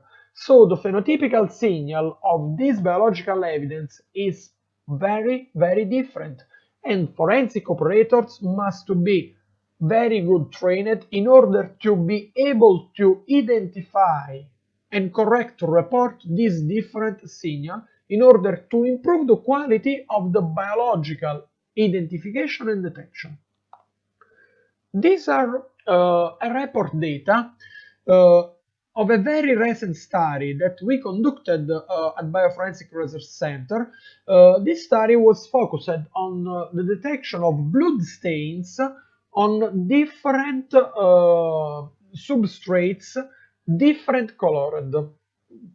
You can see on the left graph that we tested the capacity, the accuracy of the detection of blood stains on white t-shirt. On white t-shirt, we were able to see biological evidence. Blue, it means naked eyes observation. Orange means observation through alternative light source 380 nanometers. And gray means data from alternative light source observation 450 nanometers. You can see that increasing the dilution of biological evidence on the fabrics progressively decrease the power of the detection, both for the human eyes, both for the alternative light source. But we can see and we can show and prove that the alternative light source, both 380 nanometers and 450 nanometers, works better than the human eyes, permitting to identify and observe and document stains little in dilution 1 of 100. This means 0.5 microliters of cell, so almost nothing. We are almost at the level of the touching DNA, and we got the best result if the operators works with alternative light source 400 nanometers. On the side you can see the efficiency of the detection from 0 to 100 in %. Please have a look now at the graph on the right of this slide. You can see that we tested the detection of blood stains, but in this case on the red colored fabrics. You can see that the decreasing it's the same for the naked eye and unfortunately for the alternative light source 450 nanometers, but we were able to get better result if we used alternative light source that emits at 380 nanometers. Why this? Exactly, we can suppose that this is possible. This happens because blood is a red stain. If we want to observe a red stain on a red fabrics, it can be a crash of colors, and in this case forensic operators must know this situation, and they must choose properly the forensic light source that emit at the specific dead wavelength that useful for get the best quality of reporting data. This is a very, as I told you, new study. It has been presented at the 10th annual Forensic Science Symposium organized by the Florida International University just in the first part of June 2021.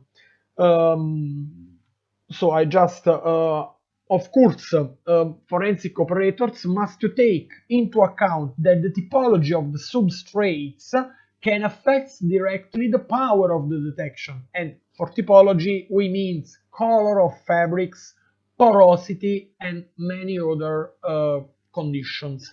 But with the proper use of the combined alternative light source, the forensic operator are allowed to detect biological evidence up to less 0.5 microliters of cell. So it's a very great result in terms of efficiency. Which perspective we have in this field? Improved biological evidence detection permits directly to improve the quality and the accuracy of the whole forensic investigation, because the detection is a critical step and is one of the first steps in the investigation. If we act with a high accurate distinction power thanks to this validated methodology and the new technology, forensic operator must will be how can I say could have the possibility to improve the number of the biological evidence recovered from the forensic investigation, because a thing is if the forensic operators can detect 10 biological evidence, another thing if the forensic investigator are able to detect 100 biological evidence. You can easily understand how big is the impact, the positive impact in the forensic investigation. And also, we can potentially prevent the generation of the mixed DNA evidence. Why this? Because if the forensic operators are able to identify two or more small evidence that are a single ones, when they go to collect, they will be much more precise, and this precision can prevent directly the mixture DNA that we know it's a big challenge. So we can work in this area in order to help our colleagues that work in the mixture DNA interpretation with the same goal of improving the forensic investigation. There is, at the end, a strong necessity of the adoption of standardized protocols and methodology because, first of all, we must to ensure quality and repeatability of this forensic analysis. I would like to thank you for your time, and I'm able to reply, and it will be a pleasure to have all your answer. And thanks again for this kindly invitation. Thank you so much, sir. Your valuable insights gave us a new perspective that one should adopt while discussing these issues pertaining to forensic biology. So, as we have mentioned earlier, that the best questions of our audience will be getting a big surprise. So here we have we have some questions for you. So the question is from Sneha Narayan. She says, microscopic analysis of hair is important in forensics, yet there have been false acquisitions made. So how accurate is hair as an evidence as subjective characteristic could be similar in a given population? Sure. Now, this is a very interesting question. We have to make this preliminary distinction because I think it's an evidence such as a blood evidence, a semen evidence, saliva evidence, etc. Because these evidence are like fixed, incubated on a findings that can be, for example, this shirt that actually I am wearing on. Instead, so they are fixed on the substrates. Instead, the hair investigation that is very important because we can have very useful information if we have the bottom part of the hair that can give us DNA information, but we have this problem because the hair are not fixed evidence, and unfortunately we can it is happened in many cases. I also worked on some of these cases.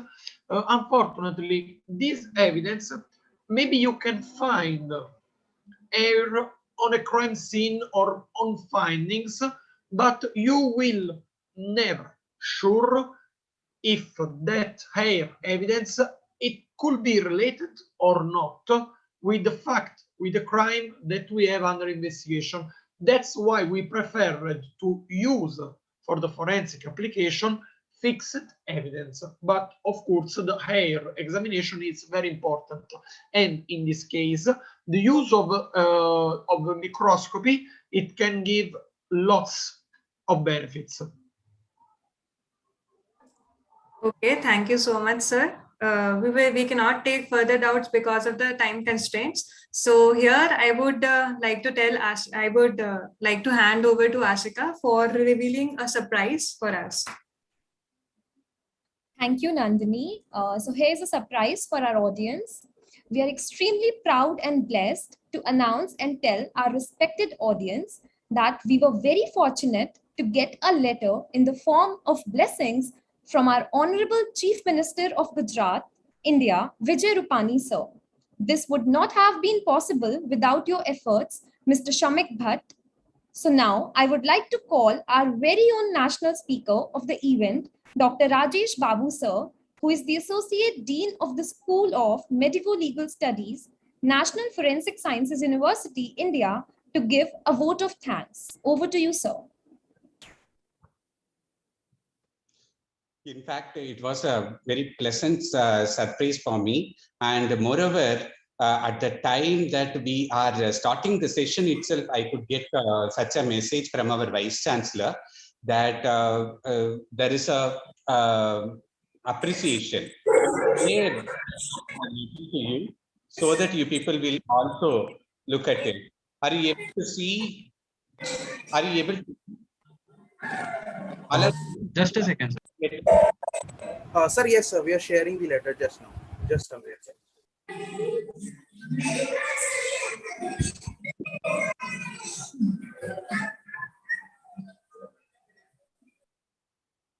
Now it's visible. Okay, good. Actually, it was more and more cherishable moment for all of us. And really, we are also thankful to our Chief Minister for having given such an appreciation to all our students. In fact, to the height of it, he has mentioned individual names also. That doesn't mean only Prashant, Nandini, Shamik, Manisha, Ashika, Shankar, Vidushi, Apurva, only that entire team he has congratulated, and he has sent a very appreciating message to all you people. Really, it's a very, very heartening moment for all of us. And from my part also, I am congratulating you all, wishing you all the best and more prosperity in your professional endeavor. Thank you all. Thank you so much, sir. Now, we would like to move on further with our further international speakers. As it is rightly said, you have the answer. Just get quiet enough to hear it.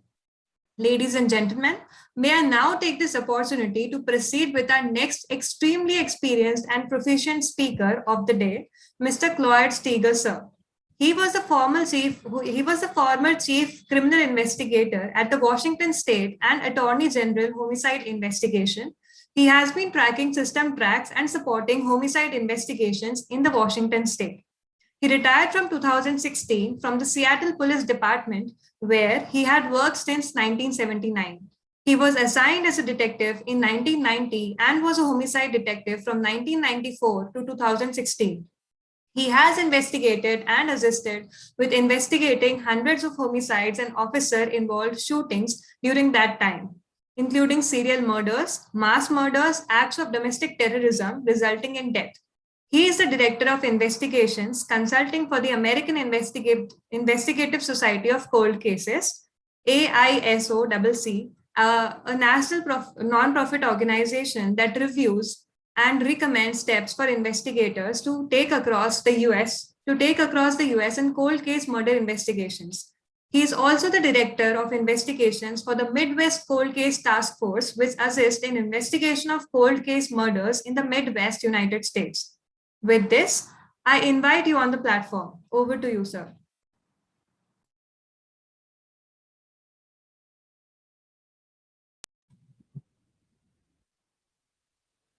Hi, thank you.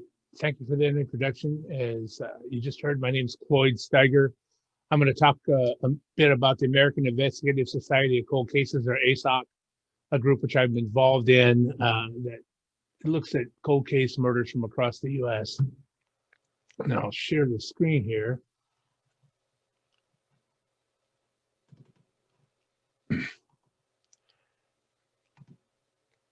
Okay, so again, it's the Investigative Society of American Investigative Society of Cold Cases, and we work on cold case murder investigations that are submitted to us by police agencies across the United States. I am the Director of Investigation Consulting, and I'm a retired homicide detective. I spent 36 years with the Seattle Police Department and 22 years of those as a homicide detective. The group is made up of, is a pro bono group. In other words, we don't charge agencies for our services. And it's made up of different experts in different disciplines of murder investigation, starting with the Investigative Committee, which I am the chairperson of, and that's made up of active and retired homicide detectives from around the country. Forensic Consulting Committee, which is made up of lab people, looks at all the forensics and explores the potential to use cutting edge forensics on some of these cases to move them forward.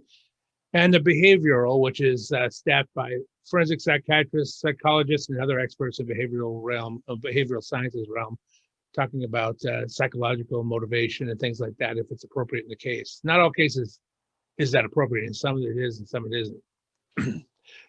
Chris Kunkel, Dr. Chris Kunkel is the president of ASOC. He is a practicing forensic psychologist, and he works out of Columbia, South Carolina.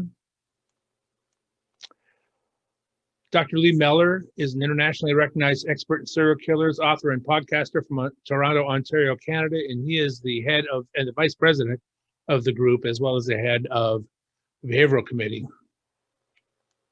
And Susanna Ryan is a nationally recognized expert in forensic serology and DNA. She's worked at crime labs across the country and currently runs her own private laboratory in Southern California, Pure Gold Forensics.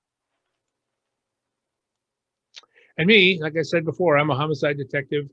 I was worked homicide for 22 years. My last 22 years of my 36-year career with the Seattle Police Department, I've investigated hundreds of murders, including serial murders, mass murders, domestic terrorism cases resulting in death, and I'm the author of 2 books. And Michelle Cazaba is the secretary of the agency. She is a district attorney, practicing district attorney from Suffolk County, New York. She went to Suffolk County recently. She spent a lot of time as a prosecuting attorney in Brooklyn in New York City before that. I'm sorry, she worked in Queens in New York City before that. Okay, like I said a little bit, we assist agencies by reviewing their cold case murders. They approach us and ask us for our help. And what they do, first of all, they have to digitize the file so we can send it out or have a link over a page, because our members are spread out all across the United States and Canada. So it has to have a central link that they can log in and access the files and look at the files they need to look at to form an opinion about what work could possibly be done to move the case forward and what's been done so far. Hopefully the ultimate result would be an arrest and conviction. Sometimes because the cases are so old, it's just identifying a suspect who has since been deceased. And sometimes it's identifying a victim as well, not having any idea who the victim is, if it's just a found body or found bones case, and we can help with that too. Again, they're submitted only by law enforcement agencies. Cases reviewed by the Investigation and Forensic Committee first before being sent to the Behavioral Committee, because first of all, we have to determine if it's appropriate to send it to behavioral attorney. Sometimes it's not, because sometimes it doesn't have anything to do with psychological behavior or anything like that. But if it is, we want to lay out the facts of the case so they don't have to read the entire file. And we don't want them to know any possible suspects either, so they're not tainted in their opinions about who the killer could possibly be. Just look at the crime and the behavior at the scene and come to an opinion from there. Each committee submits a written report outlining the steps that need to be taken to move forward in the case and make it closer to being solved. That's all conglomerated into a central report, which is then sent to the agency that made the request. I'm going to talk about one case. This is the murder of Catherine Blackburn. It happened on September 12th, 1964 in Albany, New York. So this is a very old case. Okay.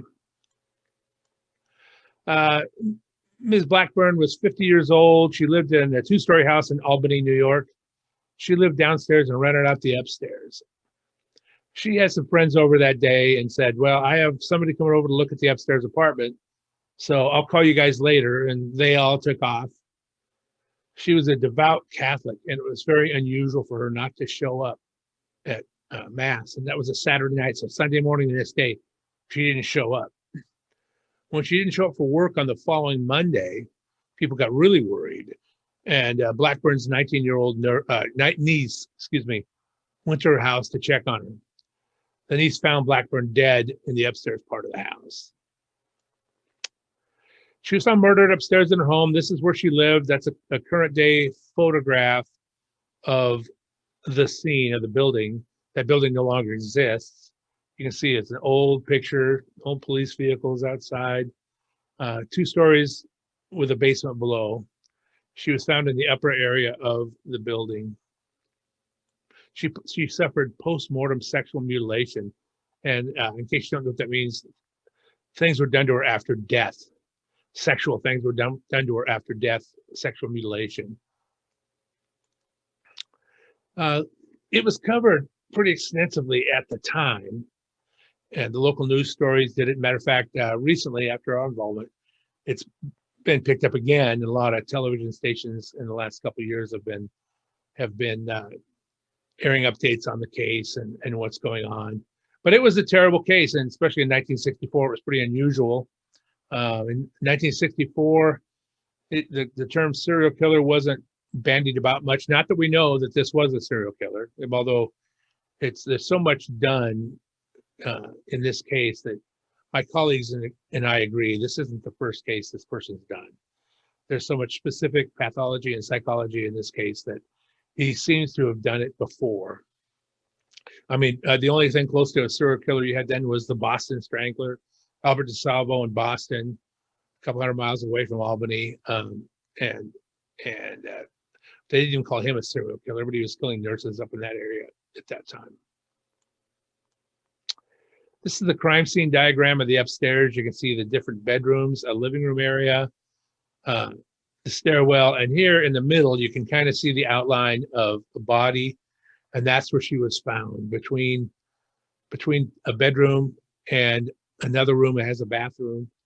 At the top of the stairs, kind of, her body was found. She was naked, or partially naked. Okay, this is the recap of the autopsy results. Oops, I got ahead of myself. Let me go back. All right. She had stab wounds to the right side of her neck. She had stab wounds also to the left side of her neck, a laceration on the back of her head that resulted in a skull fracture, another laceration to her head that resulted in an indentation to her skull. And so these are very forceful wounds, very forceful strikes, probably with a weapon, because you're not going to fracture somebody's skull hitting them with a fist. And even with a weapon, you have to hit them really, really hard to fracture their skull. Her breasts were exposed, and she had burn marks that were post-mortem or after death on her breasts, and her upper and lower lips, excuse me. They were consistent with like a butter knife. It looked like somebody like heated the knife on the stove to get it super hot, and then went up and laid it on her breasts and her lips. And that's kind of a psychosexual indicator there that something strange was going on. Both her hands were bruised. Her index finger on her right hand was broken. She probably fought her attacker, and maybe he twisted her finger or hand in order to get control over her while he struck her with whatever object he struck her with, and then stabbed her on both sides of the neck. In 2019, the Albany Police Department presented the case to us. We were actually physically in Albany, which is not what usually happens. Usually they're submitted electronically, but we met in Albany and got an in-person presentation about this case and went over all the evidence. It was sponsored by the College of the St. Rose. They have a cold case analysis center where students look at local cold cases. After the review, we made several recommendations, including the retesting of physical evidence. The ASOC agreed to do that testing using the MVAC wet vacuuming DNA collection system, and we have one that we use. And so we volunteered to do that. This photograph is a photograph of the MVAC system, which is a revolutionary system for getting DNA evidence of things that could never be gotten from before. Recent field tests have shown that it is 2,800% more effective than cutting or swabbing on evidence. 2,800%. You can also get DNA off objects you could never get them from before by swabbing, for example. You can get them off bricks, rocks. Clothing is easy. You don't have to know when you're swabbing or clipping clothing. You have to make an educated guess on a very small area where the suspect possibly touched to get touch DNA. Well, you don't have to have that small of an area with MVAC because you can just run it over a larger area.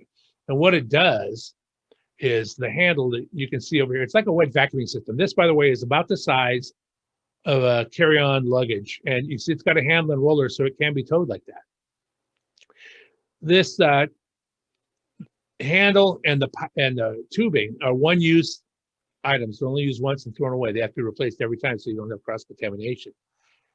and the tube or the handle injects sterile liquid into the evidence object, wherever it is, and it's immediately vacuumed back up, kind of like a carpet cleaner. And it gets into a water retention cup.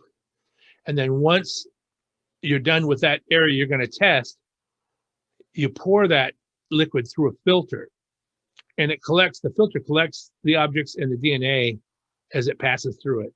And then that filter is what you submit to the crime lab to test for DNA. And they've had incredible results. They're suggest if you have time, you go to the website, m-vac.com. There's some great case stories there. But anyway, so we decided we would volunteer to use this on the evidence. So we actually had that evidence shipped from Albany out to the evidence we were going to test. I should back up a little bit. There was some interesting evidence there. One of the things was a book of receipts that was laying there, and it was blank. So one had been torn off, but they took it and ran a pencil over it, and you could see the name that was written underneath it. And that was presumed to be the killer, although probably not his real name. And they found no one with that real name in the area. So that's just an interesting little tidbit that she'd written it out on the receipt, probably for a deposit or something. And he, of course, had taken it, but they were able to rub it down and get from the lower receipt the name that was on there. There was, I think I have it here.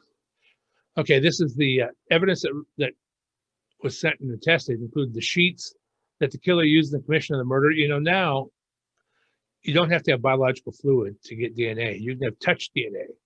And this killer had placed the victim on these sheets and dragged her into another area of the upstairs. And so that's especially good, because that's the spot where he grabbed it. There's a lot of tension, a lot of friction, and to move it would potentially leave touch DNA. Rolled up with the sheets was a man's handkerchief. They don't know how that got there, presumably belonging to the killer. It was also tested. And there was a knife on the stove that was tested as well. The results were Susanna was able to get a complete DNA profile as part of a mixture, and she separated that mixture to come up with a profile. Profile does not match any person of interest in the case, nor the victim's son or her boyfriend at the time. So that's good. So that was placed into CODIS, which is the United States National DNA Data Bank, and there was no match. So what's going on now is they're going through the process of forensic genealogy, which is, I'm sure you've heard of it, going back and trying to find similar markers in public forensic databases that they could trace a family tree. A genealogist could actually use those as a basis and trace a family tree and identify potential suspects. And what happens with that, when you do that, you usually end up, because we know this is a male, because there's a Y chromosome in it. It's a complete male profile. So that they'll trace it, the most likely family members. And what happens usually is you get down to 2 or 3 or 4 potential males that could have been the contributor. And what you have to do then is you have to go to those males, if they're still alive, and either ask them for a sample or surreptitiously collect a sample.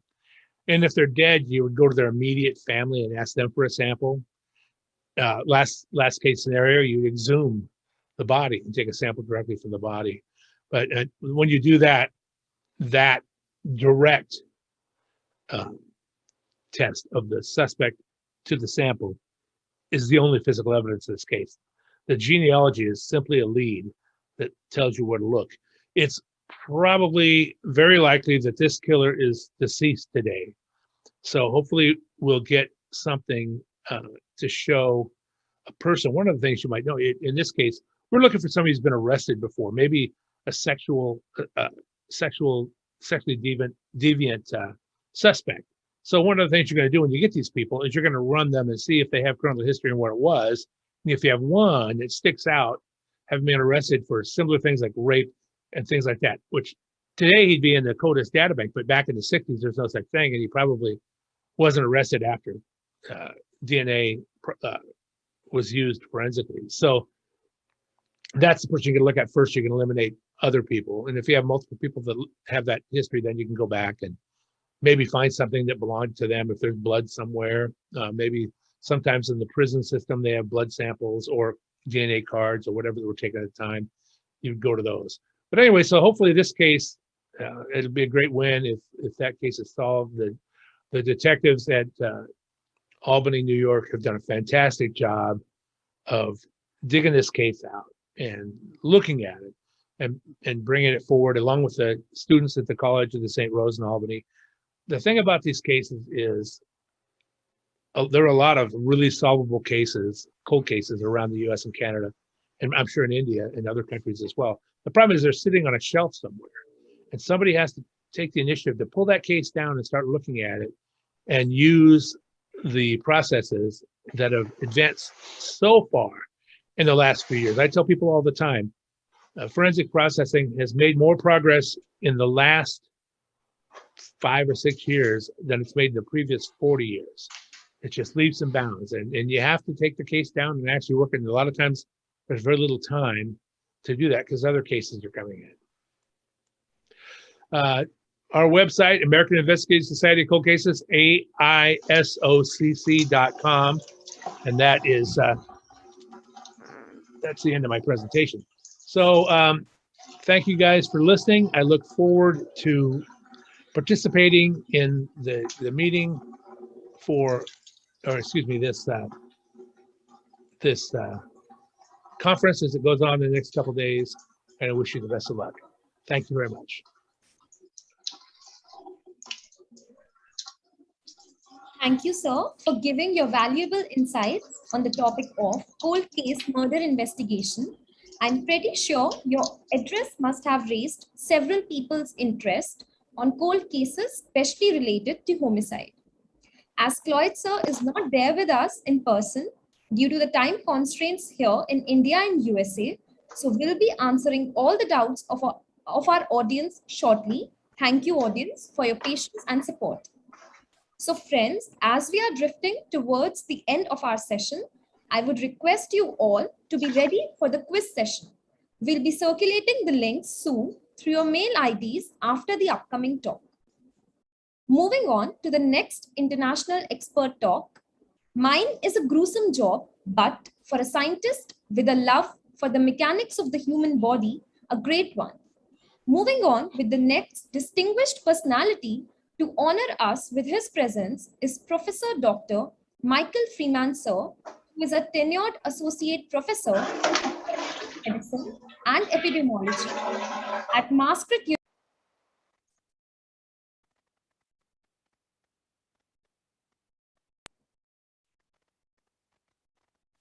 He is a member of the Faculty of Forensic and Legal Medicine of the Royal College of Physicians, UK, and a Fellow of American College of Epidemiology. Professor Freeman, sir, has provided expert testimony for more than 1,200 times in a wide variety of civil and criminal cases, including injury and death litigation, automotive and other product liability, toxic tort litigation, life expectancy, and medical negligence cases, as well as in homicide, assault, and other criminal matters. Dr. Freeman, sir, has published more than 200 scientific papers, books, and book chapters, primarily focusing on issues relating to forensic applications of epidemiology, general and specific causation. He is also the co-editor and the co-author of the authoritative text on forensic applications of epidemiology, Forensic Epidemiology, Principles and Practice, published in 2016. Without any further ado, I would like to invite Dr. Michael Freeman, sir, to share his knowledge on the topic, Forensic Epidemiology, the use of population-based data in investigation of injury and death. Over to you, sir.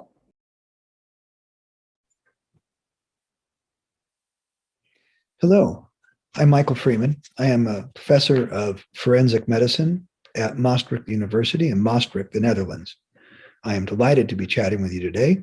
I'm sorry I'm not there in person to actually be with you. I would like to thank the organizers of this conference, in particular Prashant Singh, who has worked so very hard to make all of this come together and put together such a wonderful curriculum for this conference. Today I'm going to give you a brief introduction to the use of epidemiology in evidence-based forensic medicine practice, particularly with regard to the investigation of injury and death. Evidence-based practice is something that we think about in terms of clinical practice of medicine, which involves the synthesis and incorporation of research information into practice so that practices that are used on a routine basis produce consistent results. If you do the same methods, you end up with the same results over and over based on what we know from research. So, for example, in the forensic sciences, something like gas chromatography or genetic testing, DNA testing, or fingerprinting are all methods, techniques used in forensic sciences in which the information that is gleaned from the investigation is going to be repeatable amongst various investigators. There is not much variance in the outcomes of the investigation of such evidence. As opposed to the certainty that we have from many of the forensic sciences, like the slides I was talking about before, DNA testing and fingerprinting and that sort of thing, causality is a much more uncertain analysis, even though it's a required part of any sort of legal, criminal, or civil action. You always have to show that there has been some sort of harm to an individual, a diagnosis that shows that the person has been injured in some way. And you always have to show that there's been some sort of action that could potentially have caused the injury or the death in the individual. The causation determination is the inference, typically a medical opinion, that links that harm with the wrongful action. And courts typically require that that information, that testimony is given as a reasonable medical certainty.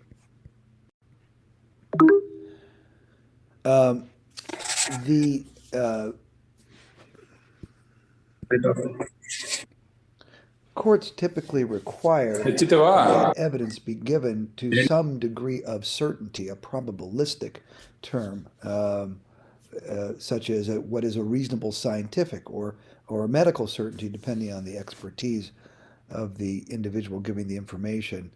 In the United States, a National Commission on Forensic Science that was commissioned by the government, the U.S. federal government, determined that we don't really know what this is. These are just words, and they're not generally agreed upon. It makes it sound like testimony and information is more reliable maybe than it is, and in some cases has led to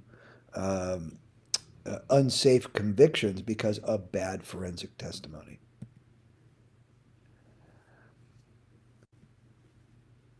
So the reason that causation is particularly associated with uncertainty is based on a fundamental characteristic of causality, which is that it is an unobservable phenomenon. And what I mean by that is that if you compare it to a diagnosis, for example, a fracture, you can see a fracture on an X-ray. Everybody can look at it and agree that a fracture is present. But the cause of the fracture is something that you can't see on the X-ray. So we can show this X-ray versus this X-ray to lay people, and everyone's going to agree that the X-ray on the left is a broken leg and the other one is not. And that is an abnormal finding. If, however, we learn that this fracture was found or complained of after a traffic crash where two different collisions occurred in an intersection, and we don't know which of the two caused the fracture. Let's say the person lost consciousness after the first crash. So that we have a frontal crash and a side crash, for example.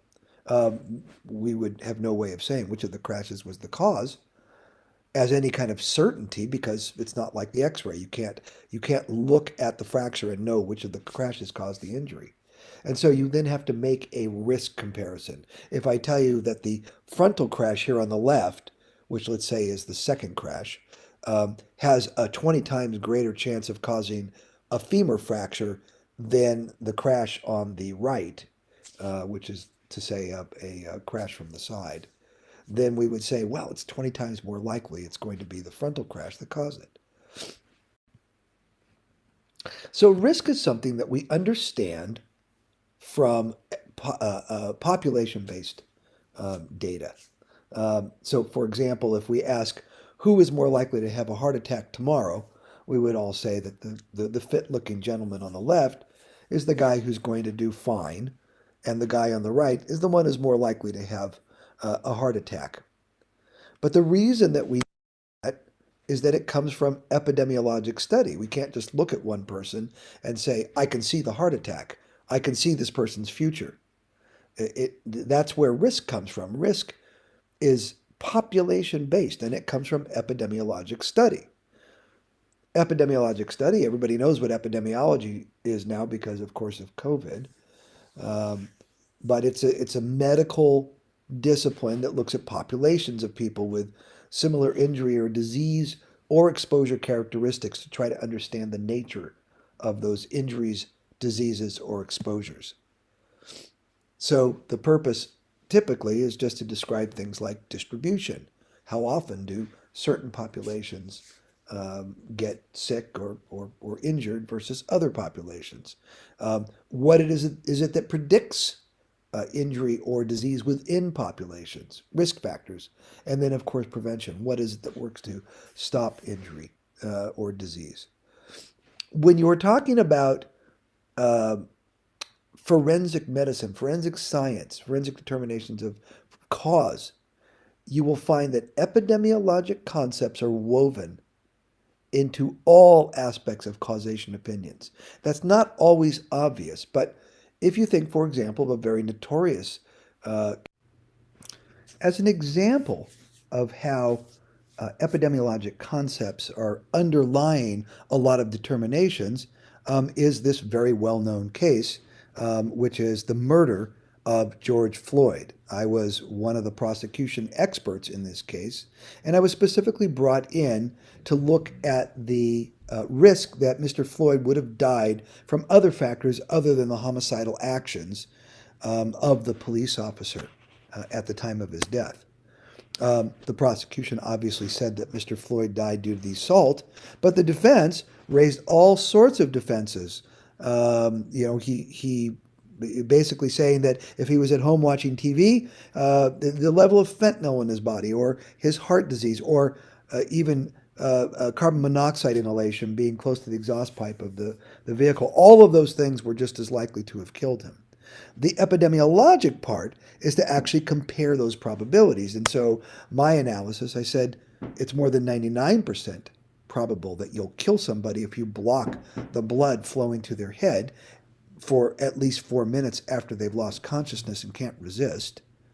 And the competing risk that that person is going to die in the absence of that influence is less than 1 in half a million, because none of the factors that were actually cited to by the defense had raised anything more than a very, very trivial risk of death in an entire year, much less during the 9-minute period of time that this man was being murdered in front of what turned out to be billions of people worldwide.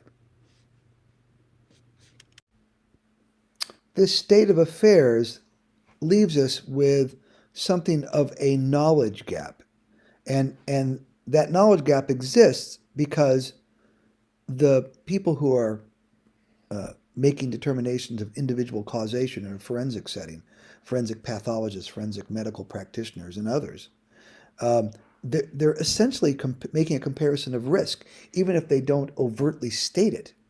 Yet, risk is something that is evaluated in epidemiology by, and often by, epidemiologists, yet population-based studies don't necessarily apply to individuals. There has to be a way to get from population-based information to individuals.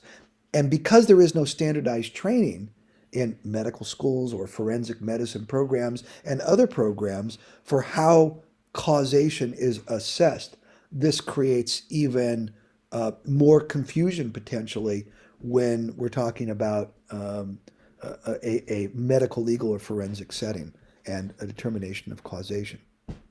So the concept or the practice of forensic epidemiology is to address this gap. It is to demonstrate how specific causation in individuals is conducted using population-based information and techniques. And I run a PhD program at Maastricht University in forensic medicine, which involves a heavy influence of forensic epidemiology. So I want to give you an example of an investigation that uses forensic epidemiologic concepts to explain a little bit more how this approach works. This particular case was one that, from my own case inventory, it was a 17-year-old young man I've got him as a Boy Scout, which he actually literally was, and also someone who was had no personal problems, no issues, no risk factors for suicide. He had been treated by his pediatrician for inflammation in his hand and for a sinus infection, and was prescribed a antibiotic and an anti-inflammatory medication, ketorolac. Instead of the ketorolac, the pharmacy that he picked up the prescription from misdispensed isosorbide mononitrate, which is a drug, a nitrate drug, for treating angina pectoris. So people with coronary artery disease, who are typically much, much older in age, get this drug for treatment. Unfortunately, a little more than a day after he started taking this medication, he was at home by himself. He took a hunting rifle from his parents' bedroom and he shot himself in the head. There was no question, factors on top of factors. So the legal question that we're dealing with in this negligence action against the pharmacy really came down to an epidemiologic causation question. What is the chance of the suicide occurring if this young man had not been exposed to the isosorbide mononitrate? So we're comparing risk of injury in the presence of the exposure versus had the exposure never happened, had he never taken the wrong drug. This ratio, and this discusses this concept that first we look at the plausibility of an injury using, again, epidemiologic methods, something called the Hill criteria, and then we try to determine the risk of the injury if we know it. We look at the timing, the temporality of the relationship between the exposure and the outcome, and then we look to find whether there is a more likely alternative explanation at the time. That relative risk, if you want to think about it from an equation perspective, can be basically seen as the probability of the outcome, the bad outcome, given the exposure. So if you look at this formula, the P is the probability, the O is the outcome, and the line is given, E is exposure, versus the probability of the same outcome given no exposure. That's the E with the line over it.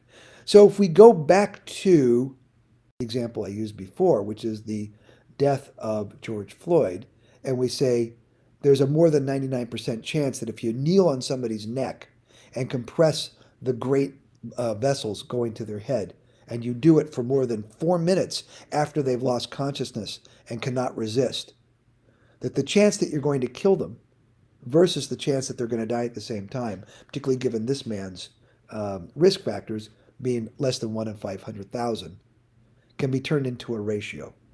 So that relative risk then is 99% versus 0.002%, 1 in half a million, which ends up allowing us to say that the death was 500,000 times more likely to be due to the assault, the criminal assault conducted by the police officer versus any other factors of time.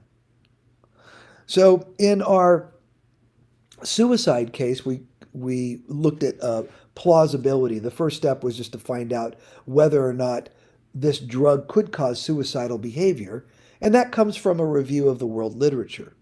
We're not going to find healthy teenagers being given this drug. We're going to have to find some proxy for it. You don't give teenagers a drug for angina.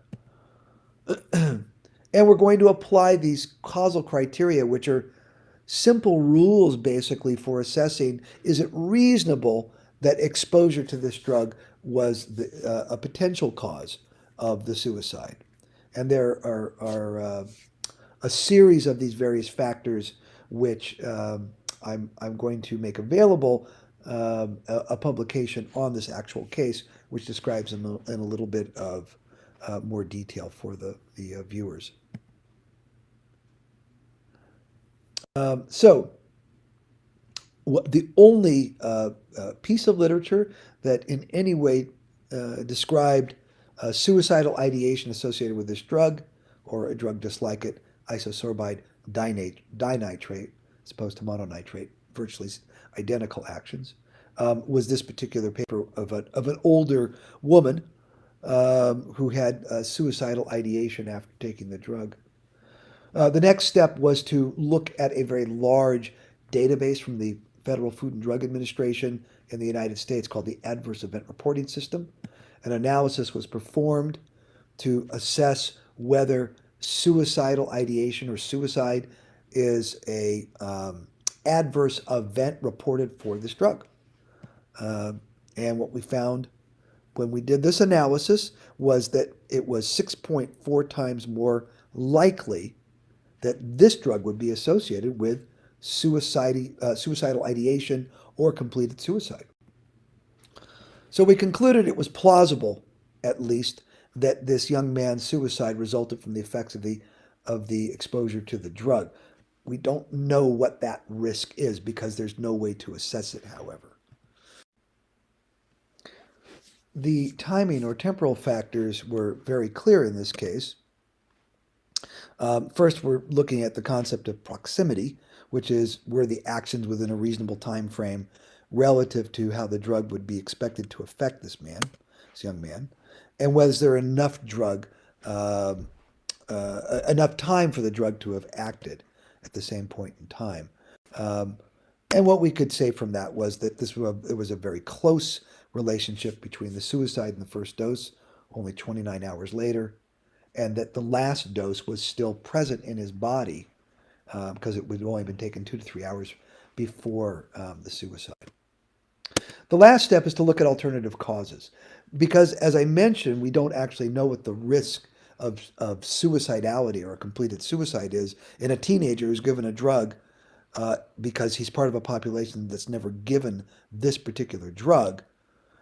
We can, and because we're talking about a ratio, which is to say that we have a numerator and a denominator, if the denominator is so small that it's essentially insignificant, then it doesn't really matter that we don't know what the numerator is. And I'll try to make that clear here. So we're going to ask the question in this case is, what's the chance he was going to spontaneously become suicidal within a day of taking this drug, but had the drug not been taken? As I mentioned before, there were no competing risk factors for suicide other than the fact that he was a teen. And so if we look at his age group and risk factors, if we look at the incidence of suicide by gunshot amongst young men in our decedent's age group, what we can say, and this is from the Centers for Disease Control, is that the rate is about 9.3 per 100,000 per year. So that works out to about 1 in 10,753 men in the decedent's age group commit suicide annually by. Because the time that we're interested in was only the 1 day between starting the drug and the suicide, or around 1 day, we're not really looking at that 1 in 10,753 value, because that was the risk for suicide in an entire year. If we're talking about the risk for suicide in a single day, and we divide by the 365 days in a year, we end up with 1 in 1 in 2,008,000 per day. If we consider that this young man was in the lowest risk group in his entire demographic because of social, personality, life stressors, etc., and we put him into the lowest 10% of risk, we realize then we end up with a less than 1 in 20 million risk. And a less than 1 in 20 million risk is then compared to the fact that there were only 11 million young men in his age group in the entire year in the United States. That means we would expect less than 1/2 death per the entire population of the country for the entire year, given his risk factors. So the end result is that his risk factors are so low, that his risk of suicide is so low in the absence of the drug, that it is essentially, it can be ignored in a causal analysis. So the conclusions are, first, the lack of an established risk for this drug exposure is not a barrier to the causal analysis as long as we can demonstrate plausibility. That the competing daily risk of what is likely less than 1 in 20 million on this young man, that he was just going to suddenly pick up a rifle and kill himself, it means that there is no really any explanation other than the misdispensed drug. Basically, all other explanations are implausible. And therefore, not only do we meet the more than 50% standard for what the cause of the suicide was, we can say that the drug is the only known cause. As I mentioned before, there's a publication that concerns this analysis that I will make available to Singh, and he can distribute it to the participants in this conference, and you can read more about the methods that went into this particular analysis. I thank you for taking time to listen to me. If you have questions, and the questions are broad or specific, since this is a recorded format, you're more than welcome to send me an email to ask me questions. I'm quite happy to field such questions. And I hope you enjoy the rest of the conference. Thank you.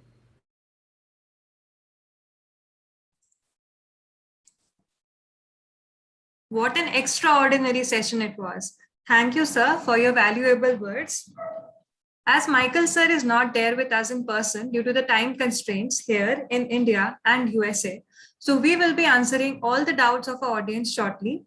Thank you, audience, for your patience. And as promised, the best questions in the comment section will be receiving a great surprise. So I request the audience to keep commenting on your doubts and questions.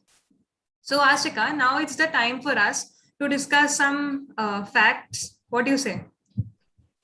For sure.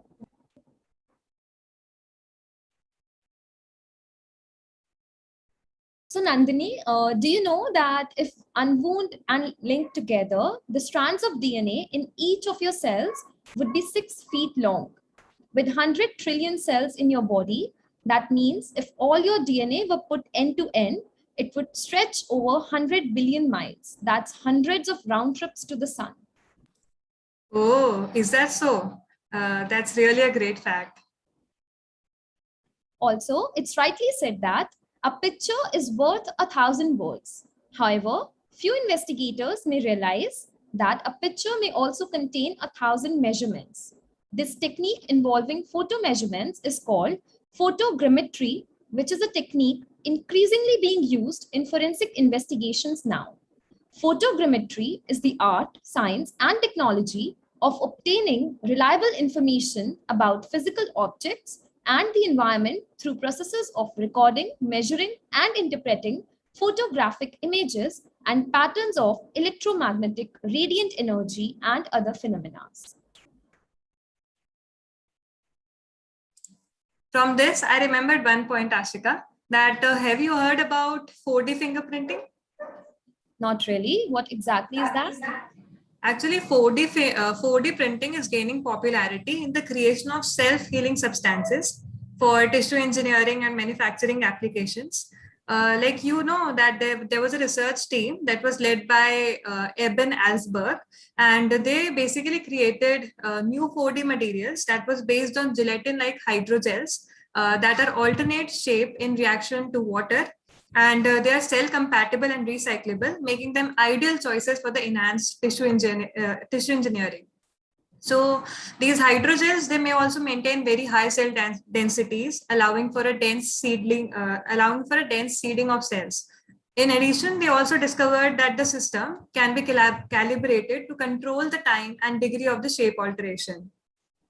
The researchers were able to implant bone marrow stem cells, that's very huge, at a very high density in the hydrogels without destroying them, which is a huge advancement in bioengineering. Furthermore, these hydrogels 4D bioprinting was also used to create the novel configurations for more complicated 4D constructions. Okay, so well, now I would like to know from our audience that what they know about the pattern evidence, like the bite marks. Like one such very crucial pattern evidence that we know is the bite marks. So can anyone from the audience would like to tell about the bite marks?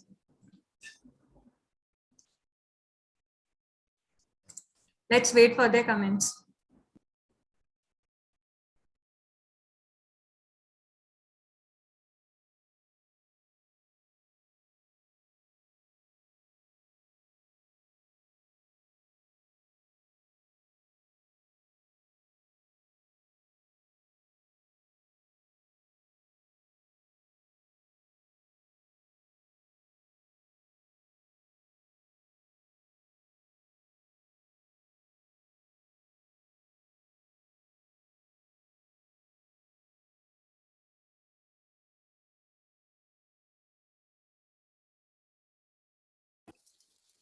I think our audience got scared seeing your question. I think we can repeat it once more. Shall we? Okay.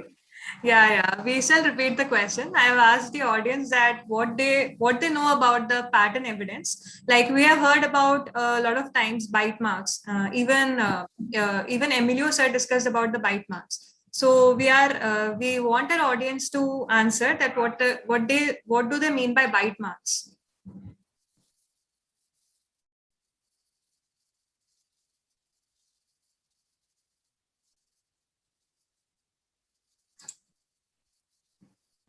I'm asking about bite marks. Okay. So Abhishek is saying they are like fingerprints of your teeth.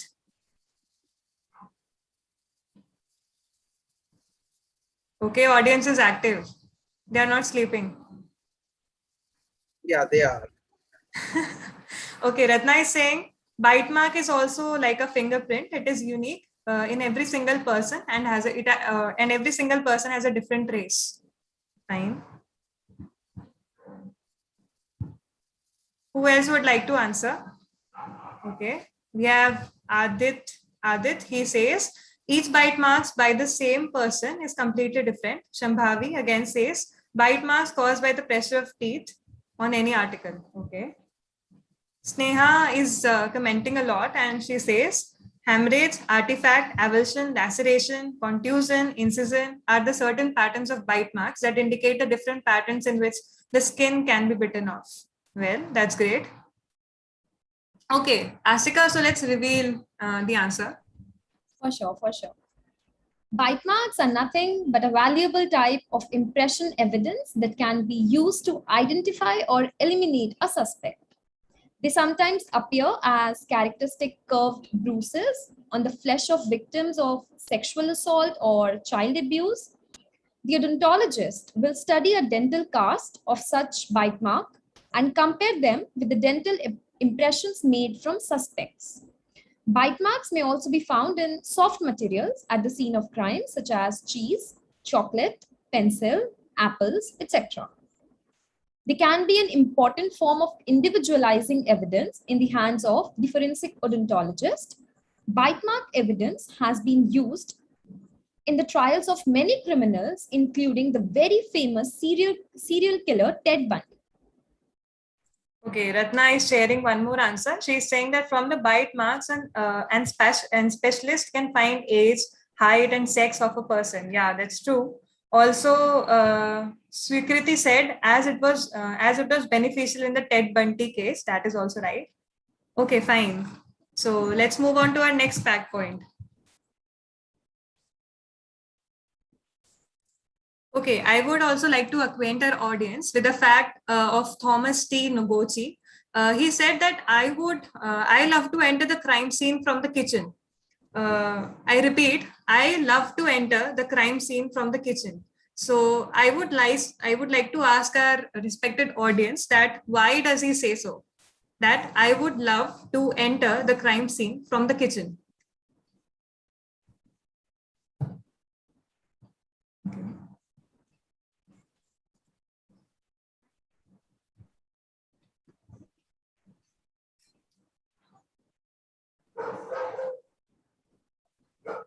I think most of the people must be wondering why does he say so?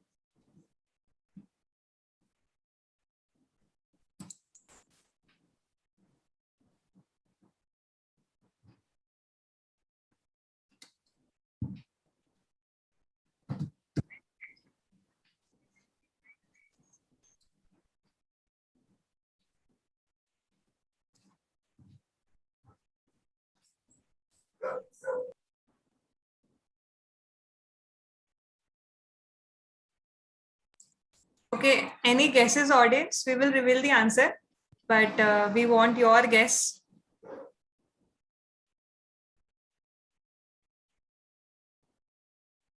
Okay, Abhishek says because they generally has back doors. Okay, anything else?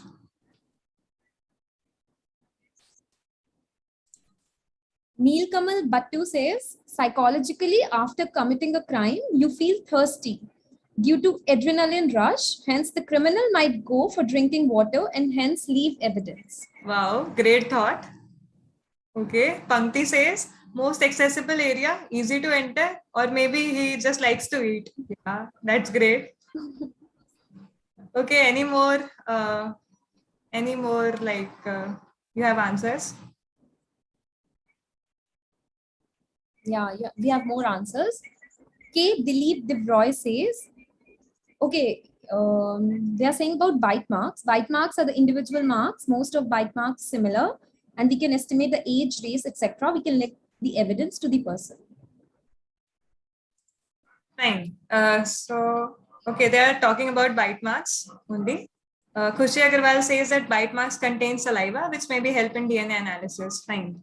So we'll reveal this particular answer that this famous man, Thomas T. Noguchi, he has said that I love to enter the crime scene from the kitchen. So why does he say so? Because you know that people's minute to minute movements, they're registered here. Like I routinely open the refrigerator to get people's lifestyles. Like this investigator, he routinely used to open the refrigerator of the people to get their lifestyles, and he says that the type of food they like, where they buy, how much they pay, how much they wrap. So in most of the one homicide which he investigated, the homeowner returned early, surprising the burglar. Yeah, and that homeowner was the burglar, and so the burglar ended in murder. But the burglar was hungry, so he had a bite mark. He had a bite to eat. Like he gave a bite on the cheese. And that this particular investigator used that particular bite marks on the cheese to reveal that yes, it was the murderer. So we have got good answers. Great.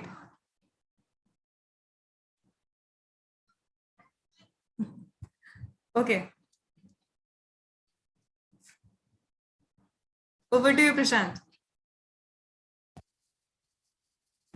All right, that was a wonderful session that everyone were getting engaged. Now I have a final question before we conclude the event. And I think everyone have been watching this event for a while now. And there is a very important question to you all that is summing up the session 1 and session 2 that we have witnessed today. So my question to you is directly specifying that every expert that came here, national and international, to the event, they talked about research and development related to forensic sciences. So what do you think, which area of forensic science still needs the most development in the terms of research for advancement? Because if we can talk about different advancement, we have seen fingerprinting sciences and later on drone forensics and forensic accounting. These are all new fields. But which field do you think is still requiring more research and development, and why? Let's see who's giving the best answers. We are waiting.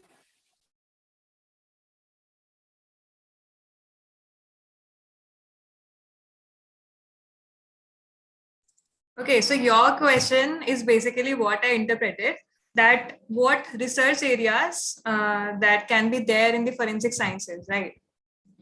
Which are demanding research and development, because research is going on. Okay. Basically, the areas that need to be worked more on. That's what you're asking, right? Okay, so we have answers also. Swati Kanodia is saying forensic odontology. Okay, why? I would like to know the reason for forensic odontology. Okay. Guys, please put the justification also along with your answers. Yes, because as we are forensic scientists, we Sneha require is missing. justifications. I think Sneha is missing. She was asking, answering a lot of questions, asking a lot of questions, and giving a lot of answers. So where is Sneha? Okay, Pankti is saying odontology, entomology, and thanatology. Abhishek says forensic entomology. Yeah. Yes, that's a good point he raised, because time since death is one major issue that India is facing right now, because a country like India is very diverse with a lot of different environmental conditions. So definitely it's a crucial point to work on. Great. Swati is justifying her answer, says because of the rape cases, they are common in India, so we require forensic odontology. Okay. That's a good point. Abhishek wants to ask you, are you talking about India, like in India, or at international level? Yeah, we can talk about India level. And if someone has an opinion regarding to international level also, we are welcoming that. Okay. Fine. Neil Kamal says forensic odontology, right from its education, the courses are not easily available. It is less explored and recognized branch, not only in forensics, but even in dentistry. That's why. Great. So one thing that I noticed among our audience that is common is that we have a lot of supporters for forensic odontology. So I think for our next events, we need to request someone for having a good research domain in forensic odontology. Definitely. Okay, we have humanitarian forensics. Okay, that is surprising. That's good. Okay. Yes, definitely. We require a lot of manpower in difficult situations. Varsha says forensic psychology, because we can work to make the changes in every aspect.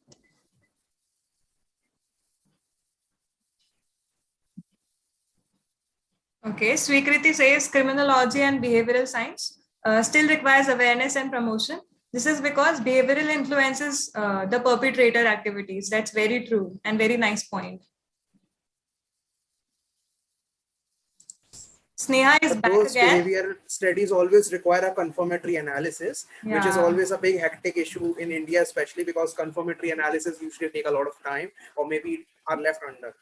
Definitely. Sneha is back again and she says forensic odontology has a lot of limitations, and because bite marks, lip prints, and opinions are still taken to understand the truth behind such cases. That's true.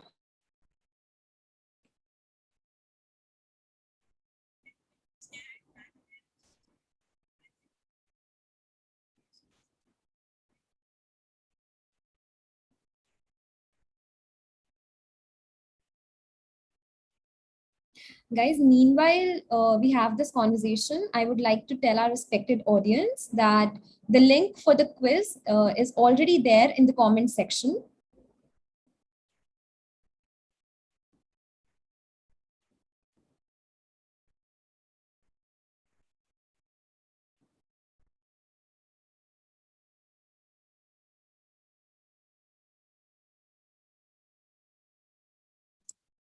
Okay, people are also talking about cyber forensics. Cyber forensics is also slowly gaining popularity in the research because virtual crimes are still being understood due to the amount of sophistication, still not achieved in understanding hacking.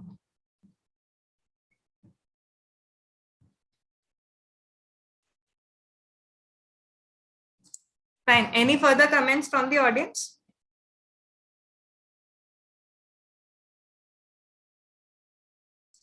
Great point raised by Arju, wildlife forensics.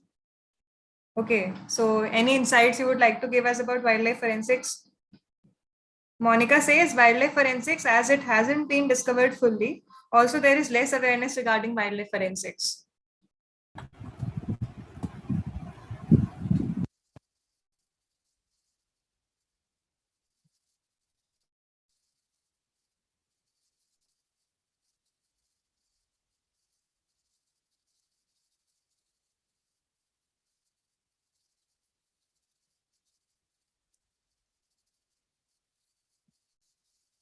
That's a great question, Abhishek, that you asked.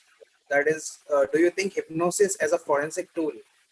That is true, because there are scenarios when people misuse hypnosis for the purpose of stealing and especially burglary. The small, even small racketeers are using this technique. I have heard about it, but I cannot talk about facts over here because I'm not exactly sure what kind of research has been done on this. But yeah, that's a valid point that you have raised, Abhishek.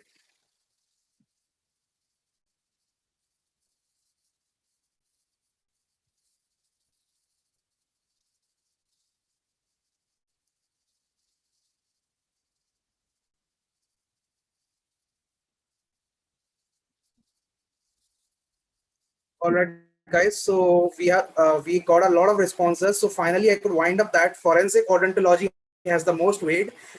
That is the most majority comments we have seen. Then we can talk about wildlife forensics, and then cyber forensics is there, and then yeah. So a lot of them. And last we have from Adsenia, food forensics. So yeah, that's an important area that needs to be worked on. So definitely these all comments will be taken into consideration, and stay tuned for our surprise soon. And now I would like to request our wonderful anchors to conclude the event. And thank you all for your patience here. Okay, so now the time has come to conclude our wonderful event, the wonderful first day of our first ever Forensic Science e-conference, powered by the Forensic Corner and organized by the students of National Forensic Sciences University. On behalf of my whole team of the Forensic Corner, I would like to thank each and every international expert, Dr. Emilio Nizolasi, sir, Robert Scalcer, Professor Michael Freeman, sir, Eugenio, sir, and Floyd, sir, for giving their valuable time for addressing each and every one of us. I express my heartfelt gratitude towards these renowned personalities who have constantly guided and supported us throughout our event. Without such an experienced scientific panel, our evaluation of the oral presentations, abstract, and quiz would not have been possible. Thank you so much, respected sirs, for believing in us and supporting and guiding us throughout. Now, audience, the time has come to show your talent and apply the knowledge that you have gained through education and experience. I would now request our amazing and engaging audience who must have been eagerly waiting for the quiz session to kindly check your mails for the quiz link. We will be circulating the quiz links really very soon. The winners of the quiz will be announced soon, and the top 5 winners will have chances to get an article published in the Forensic News Journal magazine, special issue, free of cost. But before we circulating we have done basically circulating the links, I would like to tell the rules of the quiz. The quiz should not be attempted more than one time. Otherwise, it will be considered nullified. And also, please mention the details in the form properly. And if you will not abide by the rules, then it can lead to disqualifications. Okay, so the audience, if you have any doubts regarding the quiz, you can inform us through the comment section or can contact us through the social media platforms. Thank you, audience, for being so patient and for being so much interactive.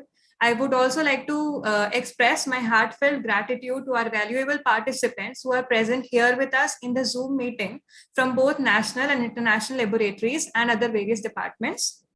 I would also take this opportunity to further congratulate all my team members that we have successfully completed the first day of our event. Without this wonderful team, this huge success would not be possible. Thank you, team. Thank you, everyone. And we hope to see you all tomorrow for the oral presentation sessions at 6 to 8 p.m. So stay tuned with us.